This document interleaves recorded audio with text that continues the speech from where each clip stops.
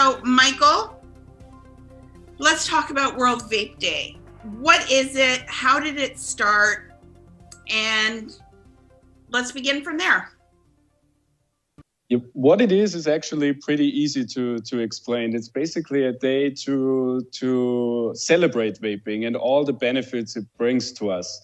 And it's also not a coincidence that tomorrow, Tobacco Day is. So last year we had our first World Vape Day from the World Vapers Alliance, and we thought it is time to get the narrative in another direction. Because most of the times we don't hear enough about all the benefits and the great life changes and the personal stories which are out there and what's vaping enabled. And we thought for one day of the year, at least, we should have a day where we celebrate ourselves, the whole community, but also the great innovation of vaping. Thank you. So what is the World Vape Alliance? Like the mission, what is their goal? Hello, you have reached Brent.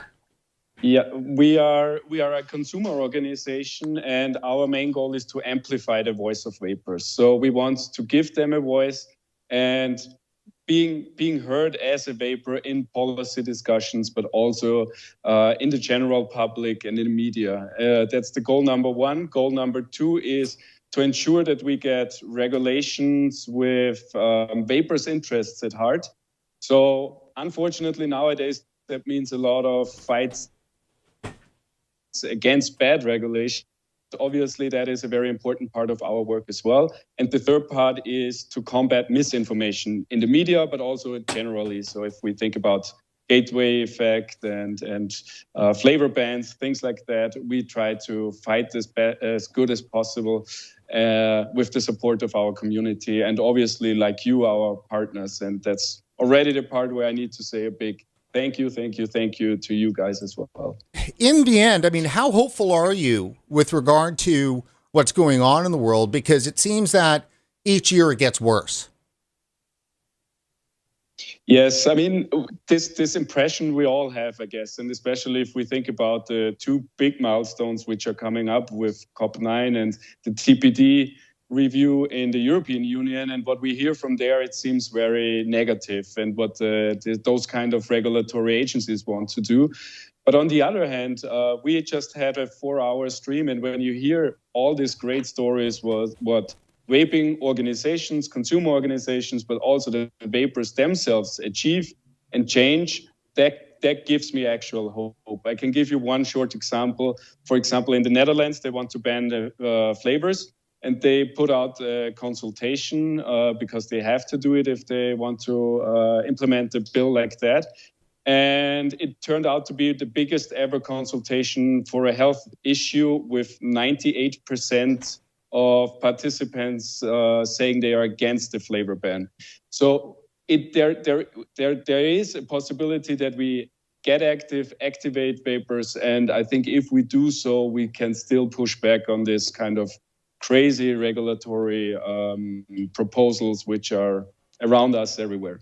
Oh man, it's tough, but you guys are doing a great job, and thank you very much for organizing World Vape Day in this matter, because I mean, we're very happy to be a part of it. We are happy for everybody who joins us, and especially of our very own partner organizations, because everything we do is only possible thanks to our partners and also individual members. So thank you for having this, and I'm actually looking forward after my interview to join the stream on YouTube and listen to your program as well. Well, we should hopefully have everything settled down then, and going for the next couple of hours. Michael, thank you very much. Thanks, Michael. Thank you for having me, and thank you as well. Thank you. Take care and have a fun World Vape Day. Happy World Vape Day to all of you. Happy World Vape Day. Thanks, man. Happy World Vape Day. Bye-bye. Take care. All right. Oh, boy, Brent. Yeah, it's unusual for all the technical problems to have nothing to do with our end here on our side. So, well, yeah, it's just so weird. And I want to apologize to everybody. I did not realize I had the feed playing somewhere in the background of my computer. But first of all, we have over 50 people chatting on our YouTube feed, which is like absolutely incredible. So I just want to say hi to everybody on our YouTube feed. Thank you for joining myself and Brent. Maybe we should do some introductions, tell everybody who we are in case we have some new people here. Well, there you go. I mean, I'm Brent Stafford, and this is, Regulator Watch, our standard usual kind of show that we have, except for exploded out for World Vape Day. And actually, now would be a good time to just talk a little bit about Divine Labs, because they're our title supporter for the event here. And we really want to thank Mike Methrall and the team at Divine Labs. And Divine is, in fact, Canada's largest contract packaging facility. So if you've got an e-juice in Canada, for sure, the chances are that it might be an actual Divine product, like made in partnership with for their customers, which are the brands. So Divine Laboratories, and check them out at divinelabs.com. And we'll actually have Mike on the show a little bit later, and I'll certainly do a little bit better job talking about Divine too as well. Maria? I am Maria Papaioannoy Dewick, and I am here today because, you know what, I'm just going to share this, and I shared it earlier, is that last year during World Vaping Day, I was like, why are we not doing something here in Canada? We have the most passionate group of people who fight for vaping rights and access around the world. Like, I'm just telling you this. So May 31st, 2020, I was like, we got to have a feed. And I'm so happy we were able to do this with Rights for Vapors, Brent and RegWatch and Mike from Divine and the entire team there, who have completely supported and sponsored this entire 3-hour episode. I just think it's really important to be able to talk about what's happening in North America, because it is so different. Like, it's like as if they want to just say, yes, science does change when you cross the pond. North American people are very different than British people. And you guys, vaping is dangerous for you, but not for the British. So we have had a tough year for regulations in this country. We've had a tough year for regulations in the United States. It seems that whatever happens in the United States, it seeps here, and then Canada does its thing and makes them even stricter. It's like every province and every state across North America is fighting for the golden ticket of the worst vaping regulations, or they're trying to win a prize of how can we recoup our tobacco taxes the quickest. That's kind of, from my perspective, how I'm seeing things. So events like this are so important to be able to get our message out there that vaping is not smoking. Vaping is safer than smoking, and vaping is a harm reduction product, and it should not be regulated into prohibition. Well said. Very well said. Let's have a quick chat about the show and what we have coming up. And we just had Michael Landel on. David Sweener. Not all of these are guests. Some of these are specific interviews we've shot pre-recorded so we can get away from some of the technical hassles we've had, which is great. And so we have Dave Sweener and Chris Lalonde, Mark Tyndall, Dr. Mark Tyndall. We've got a great reprisal piece on vaping is 95% safer, and that's with Martin Dockrell from Public Health England. We've got Dash Vapes. We have Dave Praff coming on for a live interview. We've got a great clip from Cliff Douglas, the former vice president of the American Cancer Society, and coming on. And then we've also got Phil Busardo joining us, and Mike Methrall, of course, as I mentioned, from Divine Labs. Some activist, we're doing some activist stuff at the end. Daniel David and Sam Tam, Christina Zaidos, and Adam Ward will be joining us in our packages. So we've got quite a bit of stuff on the line here today. Well, you worked your butt off, Brent, to get this out here to everybody. So first of all, I am in awe of you every single time. I think you're an incredible broadcaster. You're incredible truth. You're an incredible fact sharer. Don't stop. I'm not. And the thing is that I don't know where we would be in Canada, in North America, if we didn't have a voice, didn't have a platform to share our voices and for you to share more perspectives. You've added such an important thing. And the fact that that we're working together and co-hosting this is like so amazing. So I'm saying, okay, so this will be the first of many times that I'll probably start crying. No, geez. Because that's just who I am. But I just think it's incredible. And the show we have up is absolutely incredible. You got Cliff Douglas. To me, that's like my goal list, to get him on Between Two Vapes. He just needs to kind of answer my email. So Cliff, if you're watching. Well, that's great, Maria. Look, thank you so much for the kind words. I mean, we work hard, obviously, to try to bring coverage on this issue. It's a very important issue. I mean, people say, oh, it's life and death. There really is life and death. And not only that, we can't really allow public health, who control so much in our lives. And I don't think we need to point out too much about what's been happening over the last, 15 months to clearly show that. And that's outside of vaping. And, it's the same mindset that governs so many aspects of our lives. And if they're so willing to do what they're doing with regard to tobacco harm reduction, then, what stops them from doing it in other areas that are just as important with public health? So it's a big issue.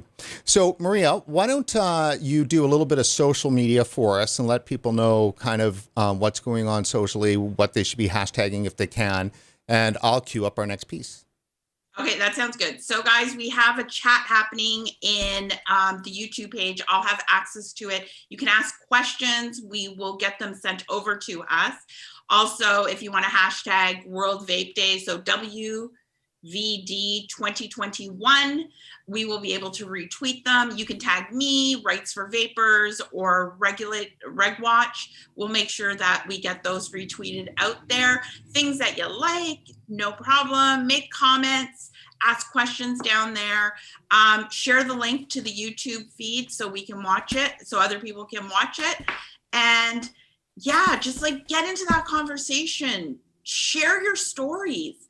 Stories matter. Like, nothing is more impactful than truth. And especially over these last 6 weeks, we've seen on Twitter, politicians, leaders of organ groups like, Lung Association, Cancer, Heart and Stroke, make really disparaging comments and misleading information. However, you have people on Twitter calling them out, correcting them. I shouldn't say calling them out. That kind of sounds rude, but correcting them. So social media, especially Twitter, is taking on such a good role. Also, Rights for Vapors is live tweeting this entire 3 hours. So you can follow there at Rights4 Vapors on Twitter. So are we almost ready for our next clip? We are definitely ready for our next clip. And so what we have here is a fantastic interview we've shot exclusively for World Vape Day with David Sweener and Christopher Lalonde. And for those that do not know, David is adjunct professor, faculty of law, University of Ottawa, and a renowned tobacco control expert. And Dr. Lalonde is a professor of psychology at the University of Victoria. He's an expert in research methodology and a very sharp critic, I would say, a very incisive critic of what's been going on. So let's sit back. This one is a good piece. It's a good 25 minutes or so. So enjoy the interview.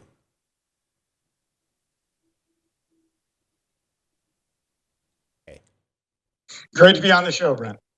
Thanks for having us.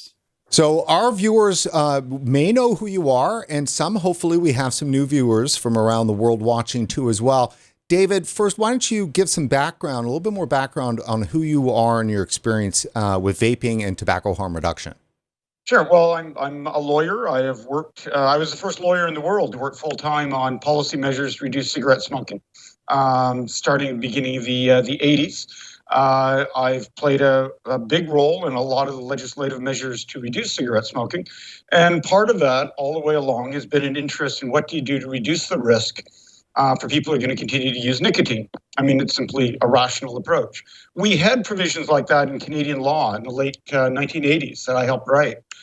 We lost those due to a challenge by cigarette companies. I've stayed involved in that. I mean, it's just simply, in all the work that I've done globally on tobacco control for a very, very long time, if it's going to be about public health, not about religion, not about saving souls, telling people how to run their lives. If it's about public health, you have to accept that there's a huge continuum of risk for the products. And we should be doing everything that we can to empower people to make better decisions about their own health, to reduce their risk dramatically. And so my interest has been on things like snus, moist snuff, pharmaceutical nicotine, a whole range of lower risk products. And as vaping came along and some of the newer technologies, I mean, that has been so important as something that can replace cigarettes. And we're talking about something that globally is going to be killing in excess of 7 million people this year because they're inhaling smoke into their lungs. Nicotine's not the problem. So this is actually a simple problem to solve.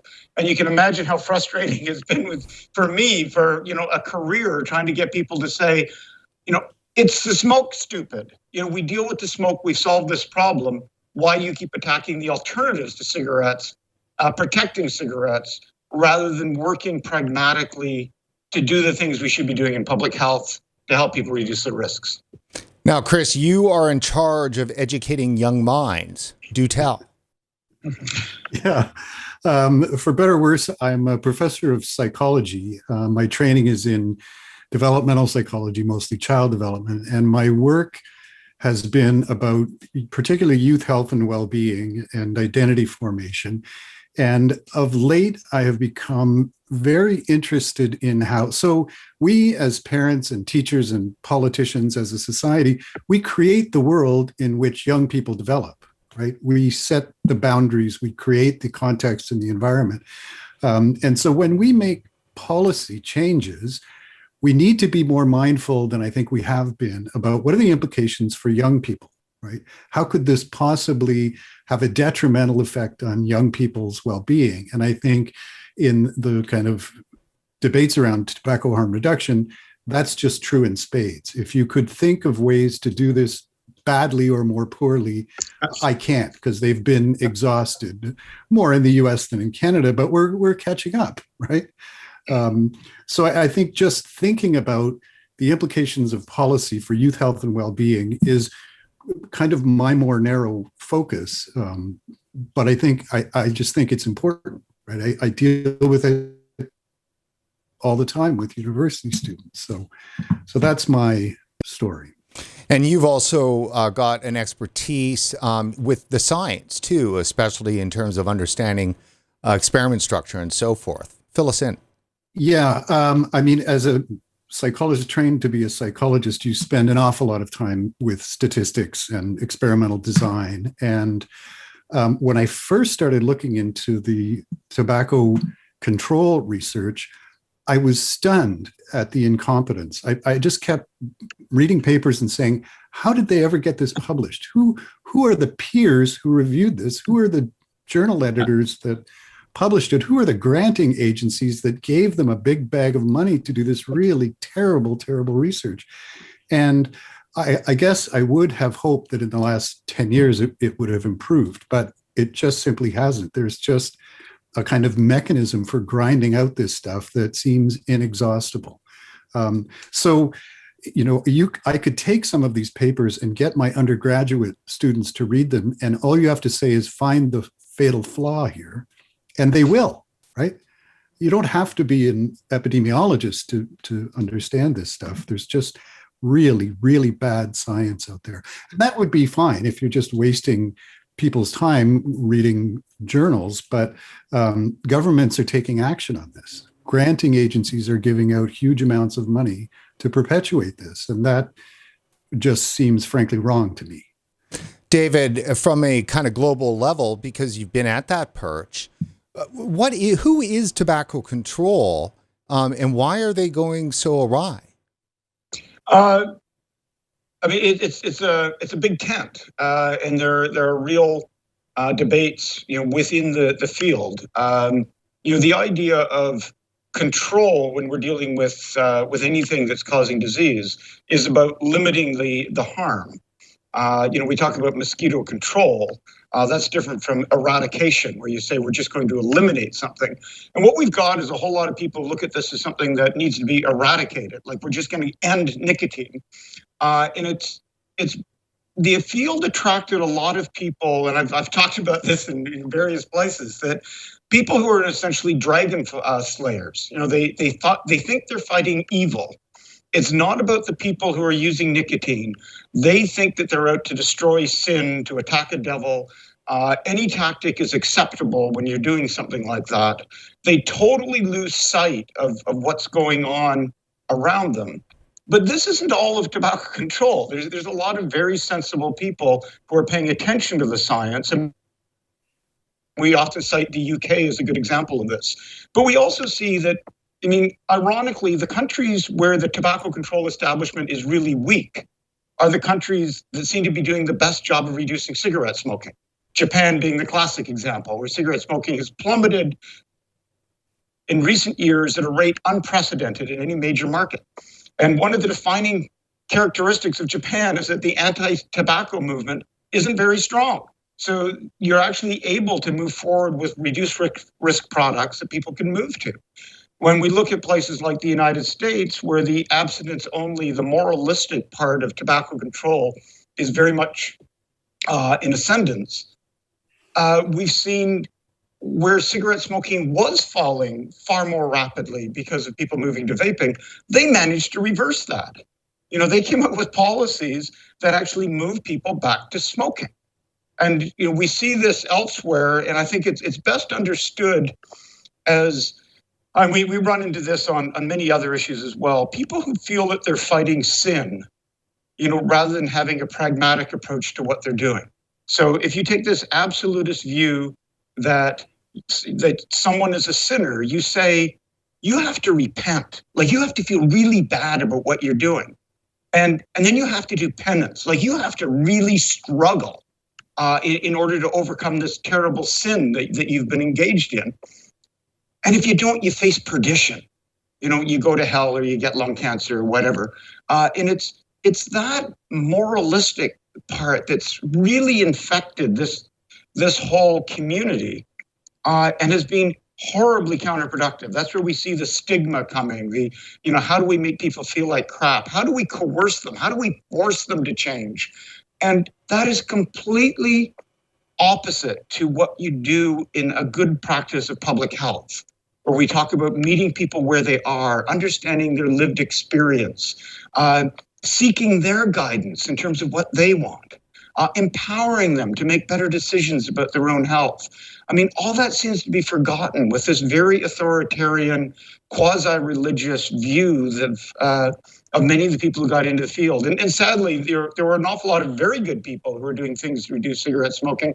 They were very marketable, moving into other areas, doing other things. And I think a lot of people who got into this as a moralistic thing just stayed because it isn't like they had a lot of other options in their careers. Chris, Dave just mentioned the U.S. You did as well. What's your assessment in terms of the things that have happened down there leaking into Canada and the rest of the world?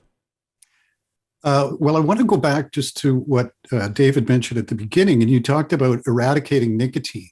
And I think what's changed in the last 10 years, 10 years ago, it was eradicating smoking, right? And then vaping came along, and now suddenly nicotine is the evil agent that must be eradicated. And I think that really changes the climate in terms of tobacco harm reduction, and it changes it for the worse. So what I said about what's happening in the US is leaking into Canada. There are several facets to that. One is the moral panic, right? The epidemic of youth vaping in the US is now being replicated in Canada, and something must be done. Oh, look, here's something. Let's ban flavors. Let's tax vapes. So, and this is what I was saying at the beginning. If you could think of a worse way to do this, I can't, right? So thing one is reduce the attractiveness, appeal, and accessibility of vaping and other products for adult smokers. Everything that you do to do that will keep people smoking. it will do nothing to eradicate the teen epidemic of vaping or smoking or anything else. So taxes, bans, they don't work. They're counterintuitive. And you could predict that from every other prohibitionist activity we've ever engaged in.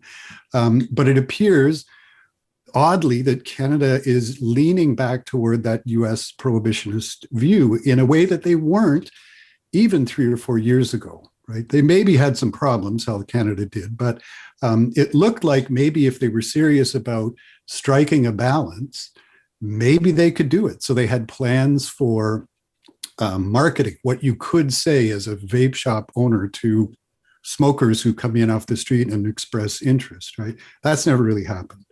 And now, in British Columbia, we have this 20% tax on vaping stuff.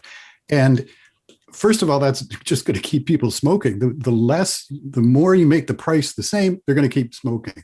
The other is, I keep waiting for, well, where does that 20% tax go? Does it go to smoking reduction, teen education, anything that might be of value in terms of tobacco? No, it goes into general revenue. So imagining that magically raising a tax is going to solve the problem is just wrong-headed. And David, the federal government in Canada and actually down in the US, Congress appears to be moving in a similar direction in terms of a national excise tax on vaping products. Yeah. What do you make of that? In 2 words, it's crazy. We're dealing with substitutable goods. And we have a long history of seeing how you can move people from a more hazardous to a less hazardous product or service, and tax plays a huge role by shaping price. So if you look at what many countries did in moving people from leaded to unleaded gasoline, change the taxes so the unleaded gasoline is actually cheaper at the pump and people move. I played a huge role in what we did in using cigarette taxes as a way to reduce consumption. And it was a blunt tool, but it was the most effective one we had in those days. What we lacked were really good alternatives. So in economists speak, we're dealing with elasticity, how price affects demand. What we didn't have working for us was cross elasticity, where you put up the price of one thing, but you keep the price of an alternative lower. So that if I'm wanting to get you to buy oranges instead of apples, I want the oranges to cost way less than apples. And you can look at them, you decide, you move your preference from one to the other. And we were seeing this with vaping products, that not only were they massively less hazardous, but the sorts of things one could buy in a vape shop were also way less expensive than buying cigarettes. So that was a real win. A lot of price-conscious people were moving to vaping, and health was only one of the considerations. For some of them, it was all about price. So here we are taking what could be the most powerful tool that we could have in moving people away from a product that's killing tens of thousands of Canadians and millions of people globally every year because of a toxic delivery system. It's the smoke, stupid. We could move them to alternative products by giving them accurate information and having differential prices. And it's actually something that Ken Warner, Frank Shalupka, and I wrote about in the New England Journal of Medicine 5 or 6 years ago. I mean, this is a real simple thing. Have differential pricing to encourage people to move to the lower risk products. And what we end up with are people who claim they're anti-smoking, but they're doing things to protect the cigarette market, because we already have the research saying if you put up the taxes on vaping, you end up with more smoking.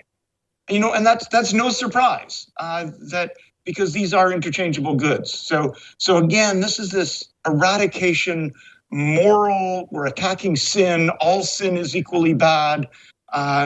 And if we end up doing something that causes people to do something that's far worse, far more likely to kill them, well, that's not our fault. We're fighting the good fight against evil. It's abhorrent. It is abhorrent, and it runs counter to. I don't want to use the term common sense. I think it just runs counter to what we know established in the way people behave and act. I mean, if tobacco control doesn't understand that taxing either direction doesn't work, what the hell are they doing applying taxes to any product at all? I mean, clearly for me, and I mean, absolutely 100% after 22 years of smoking, it was the taxes that beat me down. I mean, I was a 2-pack a day smoker. It was 2015, And all of a sudden I'm realizing I'm spending $9,000 a year, post-tax dollars. And it was the dollars that got me to quit. And then now I see all of the prices of vaping products here, at least in my home province in British Columbia, and it'll be the same everywhere else. The taxes get implemented on this, pushing it back up towards smoking level. It's almost enough for me to pick up a pack. Well, I mean, it's the absurdity of it is just extraordinary, because we have had these movements on other things. When you look at alcohol prohibition, the war on drugs, the war on sex outside of marriage, the war on women using any sort of birth control. I mean, we've had these moralistic campaigns all about the sort of stuff Lisa McGurr writes about in her wonderful book, The War on Alcohol. How do you use the power of the state to impose your moral views on the behavior of others? And the thing is, it keeps coming up. We see it again and again. It is invariably a disaster, and people keep trying to do it. At the same time, we have this very long history of the sort of stuff that Steven Pinker writes about in Enlightenment Now, of how if we use reason, if we use science, if we're humane, the principles of the Enlightenment, we accomplish amazing things. So look how much less hazardous workplaces are, and automobiles and aircraft and food products and pharmaceutical products and buildings. I mean, we have just massively reduced risk for so many things. And yet, when we come to the most risky consumer product we've ever had, it's been given a pass because, to a large extent, of the people who claim they're the ones trying to end it. But they're doing abstinence only, very similar indeed to people in the 1800s who were opposed to any form of manufactured foodstuffs. And as a result, they held back sanitary standards, because they just morally, they didn't want people to be able to buy food like that. They should live out in the countryside, breathe clean air, grow their own food, go to church on Sunday. And if you could buy manufactured food, they might move into the city. And all sorts of terrible things, immoral things happen in cities. We need to prevent that. So for heaven's sakes, we don't want safer food, because that would encourage people to do that. And we've run into the same sort of nonsense now of those who are ignoring the science. They're ignoring the rights of consumers. They're ignoring basic public health principles, and a classic hallmark of people who see things in a moralistic way. They refuse to discuss it. So if you say, let's sit down and talk about this, you have a certain view here that is at odds with what I think. How about we, get together and have a chat? And in any sort of scientific discipline, in any true public health profession, you do that sort of thing. You're trying to learn, you're trying to do a better job. And one of the really distressing parts of this field, and as I say, I've been in it for so many years, is that a lot of people I've known for decades absolutely refuse to talk about their views. They will not. So you feel like you're talking to somebody who's got bought into some weird conspiracy theory or a crazy religious idea. They're a member of a cult. They can't afford to let anybody try to crack that worldview that they've managed to develop. And that's a sure sign they're wrong. I mean, that's the hallmark of a closed mind, where somebody says, I'm not willing to discuss it. And I will attack you if you try to make me discuss it. Sure. And I think it's a problem for me, because there's a lot of control in tobacco control. The ability of public health to actually get in, as we've certainly seen with the pandemic, to get in, make decisions, lock you down, do all these different things. And they've been exercising similar kinds of control around tobacco now for some time. Chris, I want to get back to the young people here for a second, because that is fundamentally, it seems like if you look around globally, even it's the EVALI scare, so the so-called vaping-related lung illness and the teen epidemic, in air quotes. What do you think about that? And let's use Canada as an example, because here Health Canada is using 2018 and 2019 data on youth use during that spike of when, Juul hit the market and the epidemic with Juul had really kicked off in the US. And that's what they're using to justify these draconian, potentially disastrous measures here in Canada. I mean, is it fair to be using, numbers that are now multiple years old? There's no fair here. It just fits their narrative. right? It fits their narrative. Youth rates are skyrocketing. Something must be done. Let's put some taxes in. Here is something. Let's do this thing. So I also just want to go back to what David was talking about, that when you wrote that paper 5 years ago or more, your ideas about the effects of taxation were theoretical, hypothetical. Well, now we have really good data out of the states from Minnesota and Massachusetts that shows that's exactly what happened, right? Smoking rates stay up. Youth smoke cigarettes rather than vape.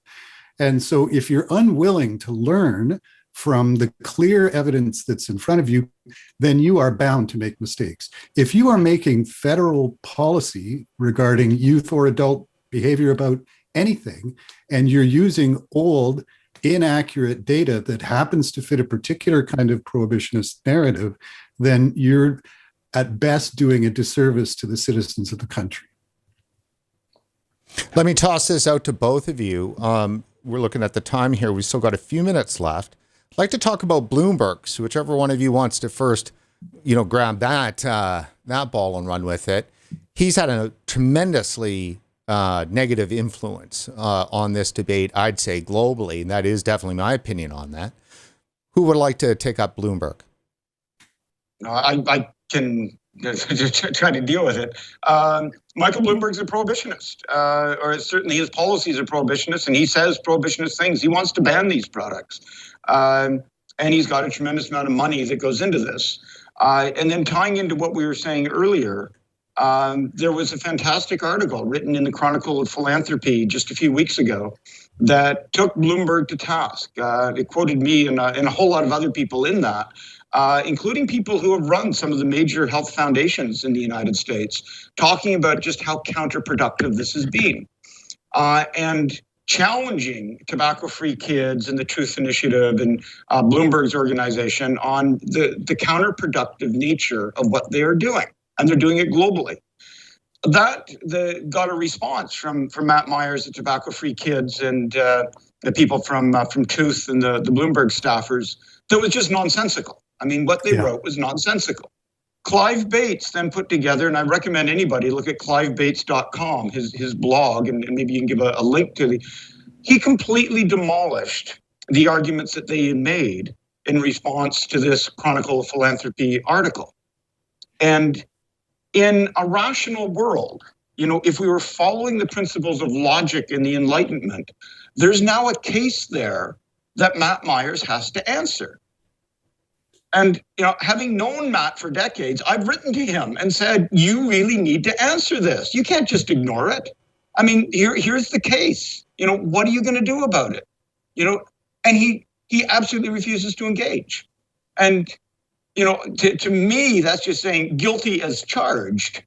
But, I think it's important that people put pressure on these people that if somebody does a real critique of what you're doing to show that it's counterproductive and it's really well documented, that isn't the sort of thing you ignore if you're at all scientific, if you're at all professional. That's the sort of thing you ignore when you're a religious fanatic. If you're a conspiracy theorist, if you're out in some rabbit hole somewhere, and that's how they're acting. It's almost like the conspiracy theorists have taken over leading positions in tobacco control, and they've got a whole lot of money from Bloomberg to do tremendous damage. And so, I'm concerned that the show could be like a real downer. And I just want to say, what's amazing is that with all this aligned against vaping's still doing very well in a lot of places. Risk reduction products are doing phenomenally well in a tremendous number of countries globally. And we are seeing entrepreneurs and consumers and scientists, technology experts who are finding ways to do end runs around all these crazy rules. The latest being in the US was saying, you've deemed vaping to be a tobacco product because the nicotine comes from tobacco leaf. We have now found ways to make synthetic nicotine. It doesn't require tobacco leaf. We're not caught by FDA anymore.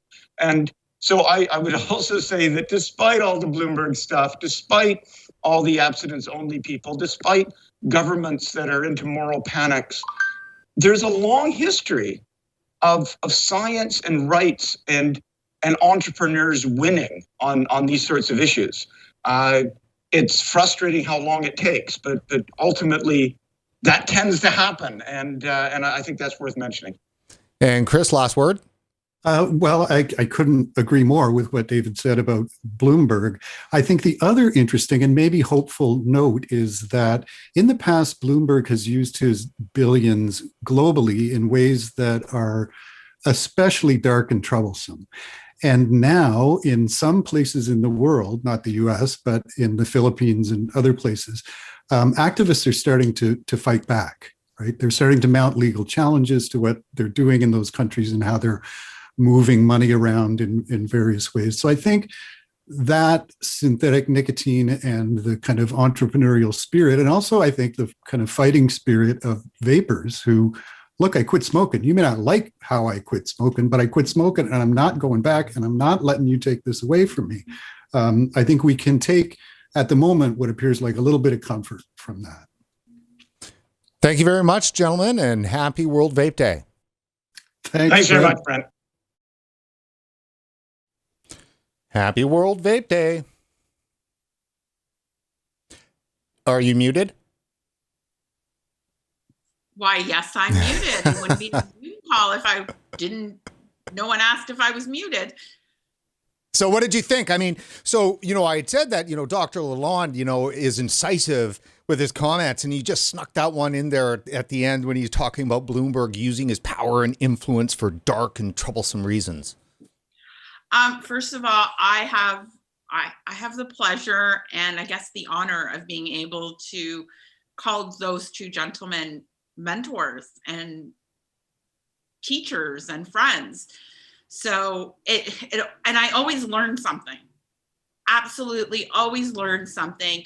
David with his analogies, his comparisons, and Chris, Dr. Lalonde, he's just so witty. And if you follow him on Twitter, you will see his t-shirts that he makes, and they're absolutely hilarious.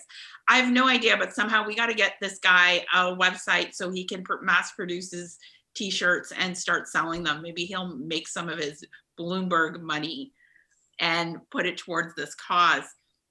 But I was watching all that, and this is like one quote. I kept trying to think, who said I'm smoking for the nicotine and dying from the tar?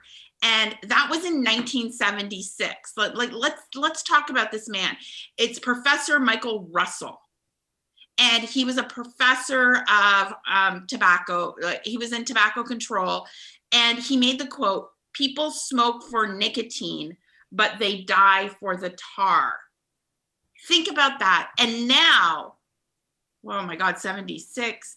Oh my God, almost 50 years, like 45 years later, we are fighting, and the same people that were celebrating Michael for this insightful comment, which is harm reduction, are taking away and fighting tooth and nail and using every last dollar and all of Bloomberg's dollars to take away what Professor Michael Russell was aiming for, a clean delivery system of nicotine that would help people get their nicotine. And it's so like, I've personally seen the switch. Now, all of a sudden, nicotine's bad, but they can't prove how nicotine's bad, but they don't have to prove how nicotine's bad because they can say whatever they want. And we'll talk about the Canadian Lung Association a little later on. So don't forget about that because the Canadian Lung Association is specifically New Brunswick Lung Association. And I'm sorry what's happening out in New Brunswick. They're having a fight for flavors, but they decided to misrepresent and just make stuff up. So yeah, there's a lot of that making stuff up. The S word stuff is the polite way to put it. You bring up Dr. Russell. Yeah, I think it's important to point out too is that the Global Forum on Nicotine, which is the 8th annual, is coming up on June 17th and 18th, which is normally I think in Prague. No, in Poland, but it's going to be in Liverpool, England, this coming in June. And I highly recommend going online because you can participate on it. And Michael Russell is like the foundation of the Global Forum on Nicotine. So they do the Michael Russell oration, And I mean, they pay a lot of tribute to Dr. Russell. We've got a minute and a half here. We're going to lead into our interview, your interview with Dr. Mark Tyndall. He's, I mean, you got anything you want to say in preface to that? First of all, this is a sneak peek, the episode of Between Two Vapes with Dr. Tyndall. He's our last guest. So he would be in 2 Thursdays. So not this Thursday, but next Thursday. What's really incredible about Dr. Tyndall is that he is a true 100% harm reduction activist. He fights for all harm reduction. He got into and understanding tobacco harm reduction from his work he did with addiction and the gay community when he was out in Ottawa, where he noticed that a lot of the people he fought with didn't die from HIV, didn't die from their addiction to narcotics, but they ended up dying from tobacco-related illnesses. And how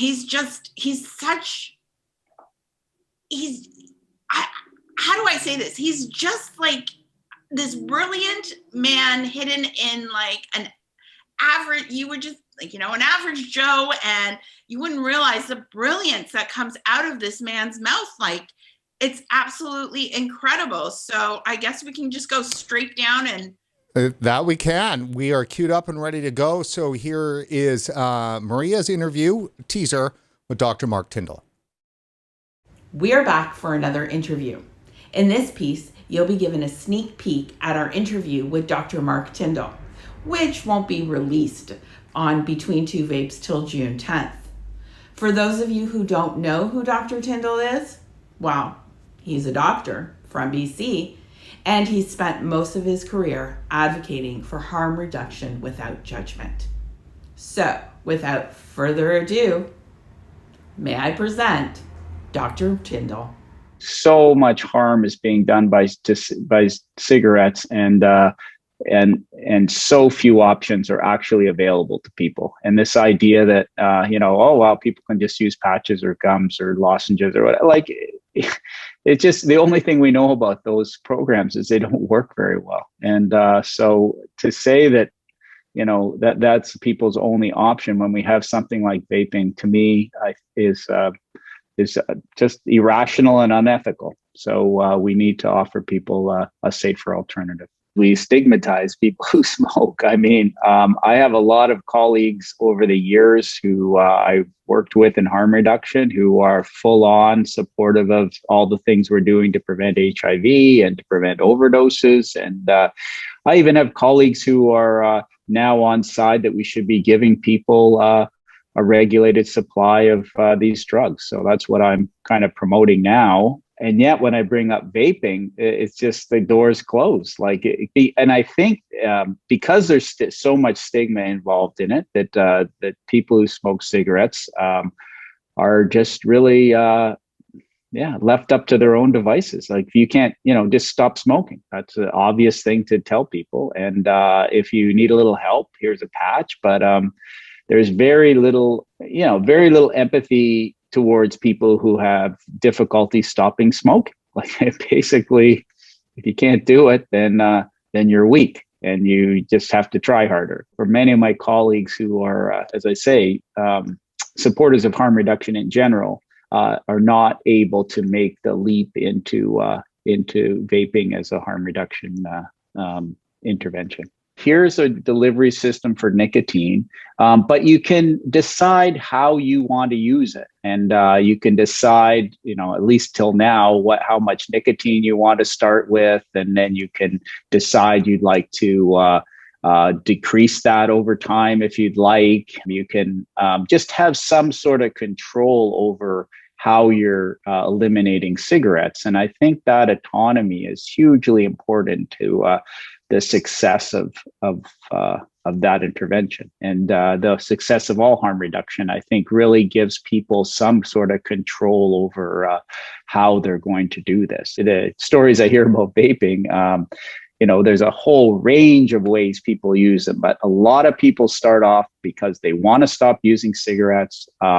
they introduce vaping and they dual use for a while, and then they're able to eliminate cigarettes, and then they can start working on the nicotine content, and they have, they can have some control over this. There's really nothing in vaping that is more compelling to them than protecting the youth, right? That is a political winner, right? Nobody from any political stripes can go against protecting our children. And that's really where a lot of this is emanated from, what's happening to our youth in vaping. And it's really hard to turn back, when you come up with real data, how many kids are actually using them on a regular basis. Very few. How many kids vaping haven't smoked before? Very few. I mean, so we've created this moral panic among youth vaping that it's now very difficult to turn back. I think if you ask them, how many people would you sacrifice to cigarette related death to prevent one teenager from ever vaping? And I don't know, 1,000, 2,000, it comes down to that, you're really neglecting 5 million Canadian smokers who could really benefit from this, for the chance that some teenager somewhere could get a hold of these things and turn to cigarettes. So why talk to the 5 million smokers when I can talk to some teenager who's tried a Juul before, and they say it's really bad. In the media, that speaks way louder than having somebody with lung cancer on TV saying, I smoked for 30 years. That person is actually demonized. Like, why the hell did you smoke for 30 years? What, you got what you deserved. You saw it coming. You should have stopped. And that's kind of the stigma and discrimination that's on us with smoking. It occurs to me that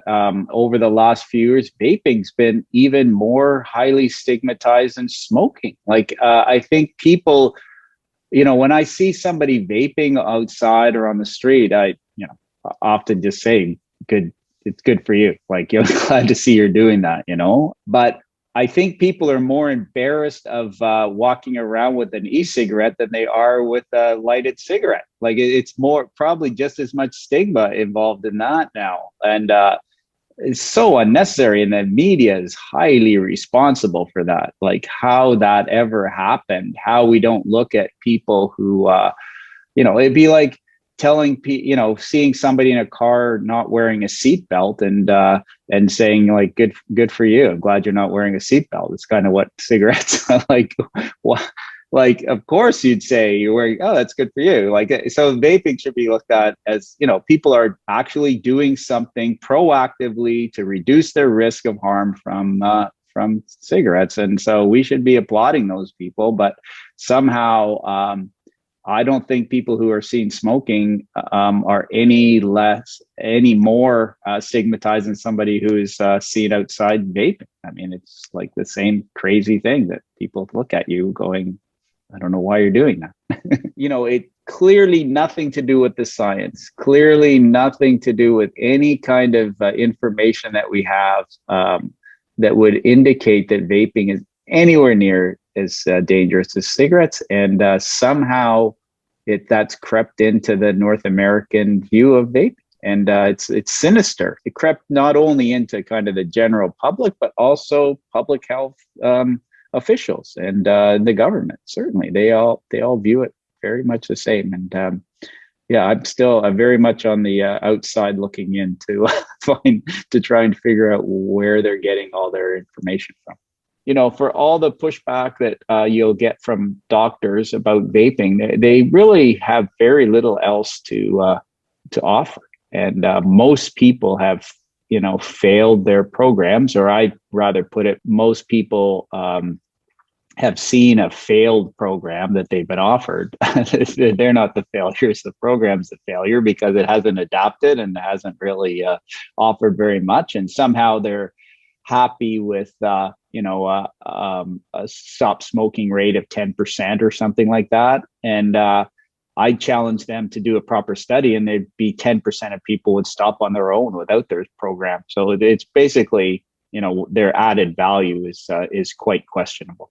The way the Canadian government has gone, it's really obviously disappointing. I mean, at the beginning, it seemed to be reasonable. I mean, there's regulations in place, but they on the website, that vaping is safer than smoking, and they didn't appear to be going out of their way to disadvantage vaping over cigarettes. But now all of a sudden they've turned the corner, and they figure politically it's better just to try and squash the whole thing. I actually do not think that vaping is going to be squashed. I just don't. I think the evidence and the utility of this technology is just so overwhelmingly in its favor that no matter how regulated it becomes, it's going to be really hard. It's going to be really hard to kill the technology, Maria. Oh my God, yes, it is going to be really hard to kill the technology. However, if we continue down this road, we're not going to be able to make the technology better. And we've seen that. The more regulations we get, the less innovation we see. And that's where the scary part is. And if we think about when vaping was created back in 2003 and where we are today in 2021. So just a little side note, if anyone tells you that vaping hasn't been around for a long time, 2003, what's that, 18 years? 18 years. We have 18 years of anecdotal evidence. When will this anecdotal evidence be true? So I think Dr. Mark had a lot of great things to say there. Hopefully you guys can watch the full episode on Between Two Vapes coming up, not this week, but next Thursday. And yeah, so great. I'm glad we were able to get him on. Really good stuff, Maria. And before we head to our next clip, I just want to take a moment again to say big thanks to Mike Metherell and the team at Divine Laboratories for title supporting our World Vape Day coverage. They really made it happen for us. And big time. Divine Labs is Canada's largest e-liquid contract packaging facility located in Lindsay, Ontario. Divine Labs is a 35,000 square foot purpose-built manufacturing facility that allows Divine customers to take their ideas from concept to shelf ready in weeks. Beyond e-liquids, Divine Labs product lines also include food flavoring, sanitization, and cleaning products, all produced under strict ISO standards. So do check them out at divinelabs.com. And Mike's great. We got him on the show a little bit later. Yeah, I mean, can I give a little hint to what he'll be talking about? Sure. Well, he's going to, I'm for sure to say, talk about what the heck is a tobacco flavor. Yeah, no, it's a sticky topic too, I can tell you.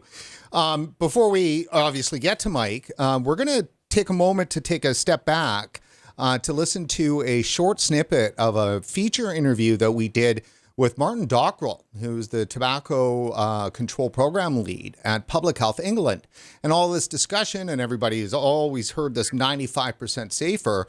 Well, where does that come from? Well, we've actually gone to the source to get to find out where it came from. Of course, again, this is about a 6-minute snippet of a feature interview we did, which you'll be able to find at regulatorwatch.com. Just search for Public Health England and Martin Dockrell. And let's take a listen.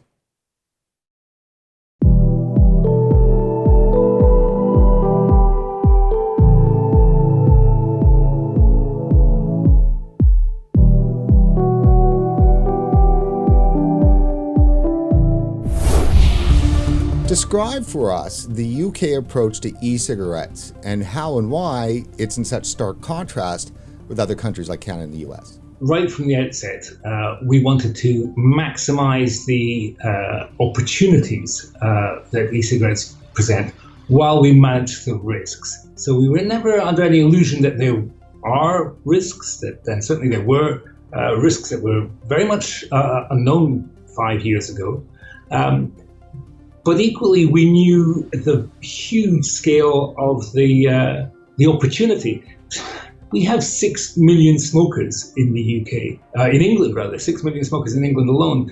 And that's 220 deaths every day from smoking-related disease. That's a plane crash every day. So that's the scale of the opportunity, stopping those planes from crashing. Martin, I'm going to describe for you just a little bit about the impression that vapers have and our audience has of Public Health England and what you all are doing there. You are like manna from heaven. Unbelievable. It's like, wow, there's a whole country that actually believes that vaping is not only could be a good thing, but is a good thing and actively promotes it to its citizens. Describe that for us. Communicate back for us how that approach is. What's the embrace? If you're a smoker and you've not stopped smoking, try vaping. If you're a vapor, stop smoking. Okay, and that's a really important message. So we don't advocate dual use. We advocate smoking cessation. Stop smoking any way you can. And if that's with nicotine replacement therapy, great, go for it. If that's cold turkey, which is how I gave up, not once but a dozen times, then okay, there are more effective ways to do it, but if that's where you're going to do it, then okay, you'd think you might have done it already by now.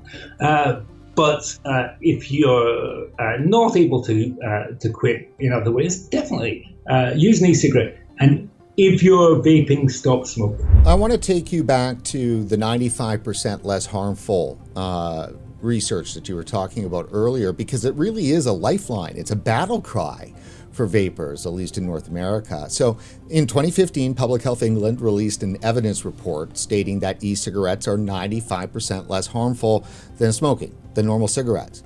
Now, this was indeed a seminal report. Describe for us the evidence in the report, and what is the science behind the 95% less harmful determination? What we actually said, I think, was that e-cigarettes are far less harmful, and that 95% less harmful is a good way of expressing that. The 95% less harmful, the 5% of the harm, that subsequently appeared in the Royal College of Physicians report. It first appeared in a report published in 2014 that was led by Professor David Nutt. And David had done this kind of study before where it was a kind of professional consensus process where you get a bunch of experts in the room. So we published in 2014. I guess we were doing the workshop in 2013. And we looked at what data we had, for example, on fires. We knew that smoking was the largest cause of domestic fires. There was little evidence that e-cigarettes were causing any domestic fires at all. We looked at what evidence we had about cancer risk, intoxicant exposure, etc. And we had some data on that. And on the basis of the data we had, we looked at a range of products, including snus, smokeless tobacco, different types of smokeless tobacco, e-cigarettes, nicotine replacement therapy, shisha, cigars, small cigars, cigarettes. We looked at the harm to the individual, and we looked at the harm to society, and we made an assessment on each of these criteria, both how much more harmful it was, and how important that harm was.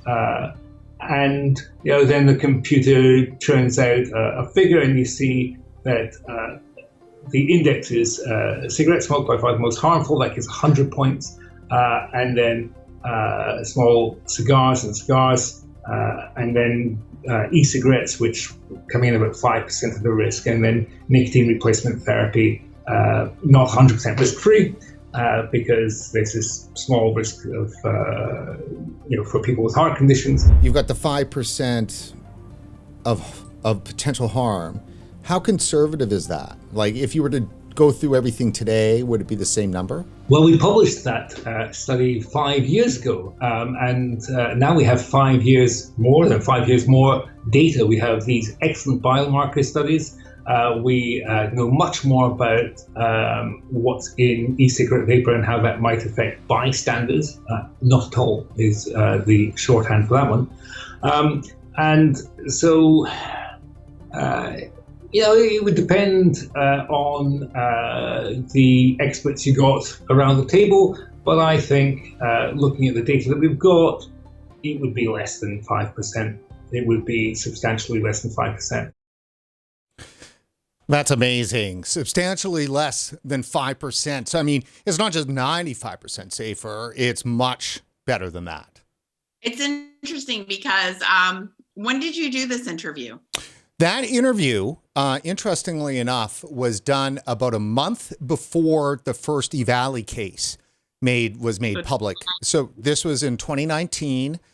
We did the interview, I think, in July, and I held it for several weeks because, don't want to release an interview of this quality, in the dog days of summer. And then bang, third week of August, eValley hit. We released this interview in early September, which was, a nice anecdote. Not that it meant anything. But yeah, it's amazing. And could you imagine if Health Canada was doing an interview like that? I mean, this is Public Health England. Well, here's the thing. I've heard this before, and this was like back in 2016, 2017, was, the World's debating if this is 95% safer, whereas Public Health England is debating, is it 96, 97, 98, 99? Like, that's the crazy part. And I am so tired of saying we don't have the science. Whoa, we have science. And as he said, we have biomarkers. We can follow up on this. We've got 7 years of research since that went out. Yet, you know what? It's from England. So let's belittle them and make them less important so we can ensure that we still have people smoking in North America. Yeah, it's mind-boggling, no doubt. So in leading up into our next interview, we have our next guest live here waiting to go. Yes, we do. Fantastic. And let me preface this is that this 95% safer, that's making a comparison between a vaping product and a tobacco product. And that's illegal to do that in Canada. If you're a member of the industry, you can't say it. You can't even type that in on your social media. Even if you happen to work in industry, as you know so well. So there is a massive move that's always been in place in tobacco control that limits people's and organizations' speech around the issue. It's crazy that you can't make a comparison between the two. And in our interviews with Health Canada, they've made comparisons as well that were favorable to vaping. And I recall in one interview saying, what you're saying now would be illegal once, vaping becomes legal in Canada. Leave it at that, because here's the deal. We've got Dash Vapes on. Dave from Dash Vapes. Dave, you there, buddy? Hey, how's it going? Hello, everyone. I'm so excited. I just adore Dave. Thank you. Thank you for having me on the show. We're very excited to be here. Well, and key thing, besides obviously you're like cool for school, not too cool for school, but cool for school, is this issue around censorship. Because, those of us that have been covering this issue with regard to vaping for some time are always banging our heads against the wall with YouTube and Facebook and so forth. But some unique and tragic things have happened to you guys. Do you want to do a quick lead into the sizzle reel here, or should we just go straight into it? Sure. Why don't we just go into it, and then I can kind of explain kind of the full timeline after that. Okay, super. All right, so we're going to go to a package here and then back with Dave live.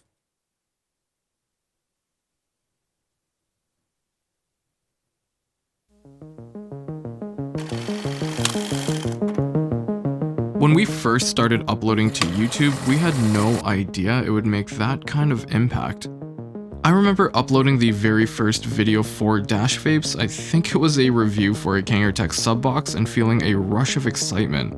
In the 5 years we've been creating content, I never looked at this as a job or work. It was just fun to do. Now, obviously, the entire process wasn't a smooth progression. We had to deal with changing regulations and guidelines both in the industry and on YouTube. But these hurdles never stopped us. However, like all good things, it too had to come to an end. After 5 years of creating and uploading content onto this platform, we received news that the channel had been terminated, literally overnight. When I first found out that the Dash Vapes YouTube channel was fully terminated, I didn't really know how to process it. Tens of thousands of hours put into this channel, just gone within minutes. The question then popped up, should we start a new channel? Will this one get reinstated? Everyone was anxiously waiting for YouTube's reply, to which they said, well, nothing. After waiting 4 months of hearing nothing from YouTube, it brings us to where we are today. Welcome to Dash TV, essentially the revival of the Dash Vapes YouTube channel. Now, I just wanted to take a moment and thank everyone for their continued support. We're very excited to be back on this platform. And of course, happy World Vape Day. I'm extremely excited to be able to speak and chat to all of you lovely viewers out there.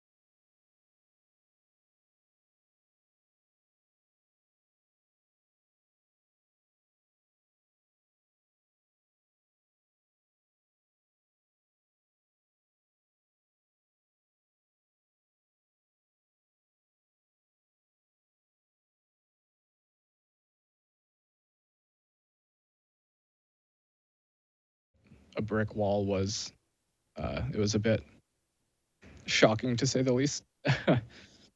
So what exactly happened? Can you, I mean, is there any more details that you can share? Honestly, like even we don't really know. I mean, okay, so we know what happened is on YouTube, essentially, when you get 3 guideline strikes, they terminate your channel. But what ended up happening was that we got 1 strike. Our channel was disabled for a week, so we couldn't post or do anything. We got through the week, and then everything was kind of fine. And then overnight, we got 2 more guideline strikes, like back to back, and that's what essentially terminated the channel. And it was around the same time.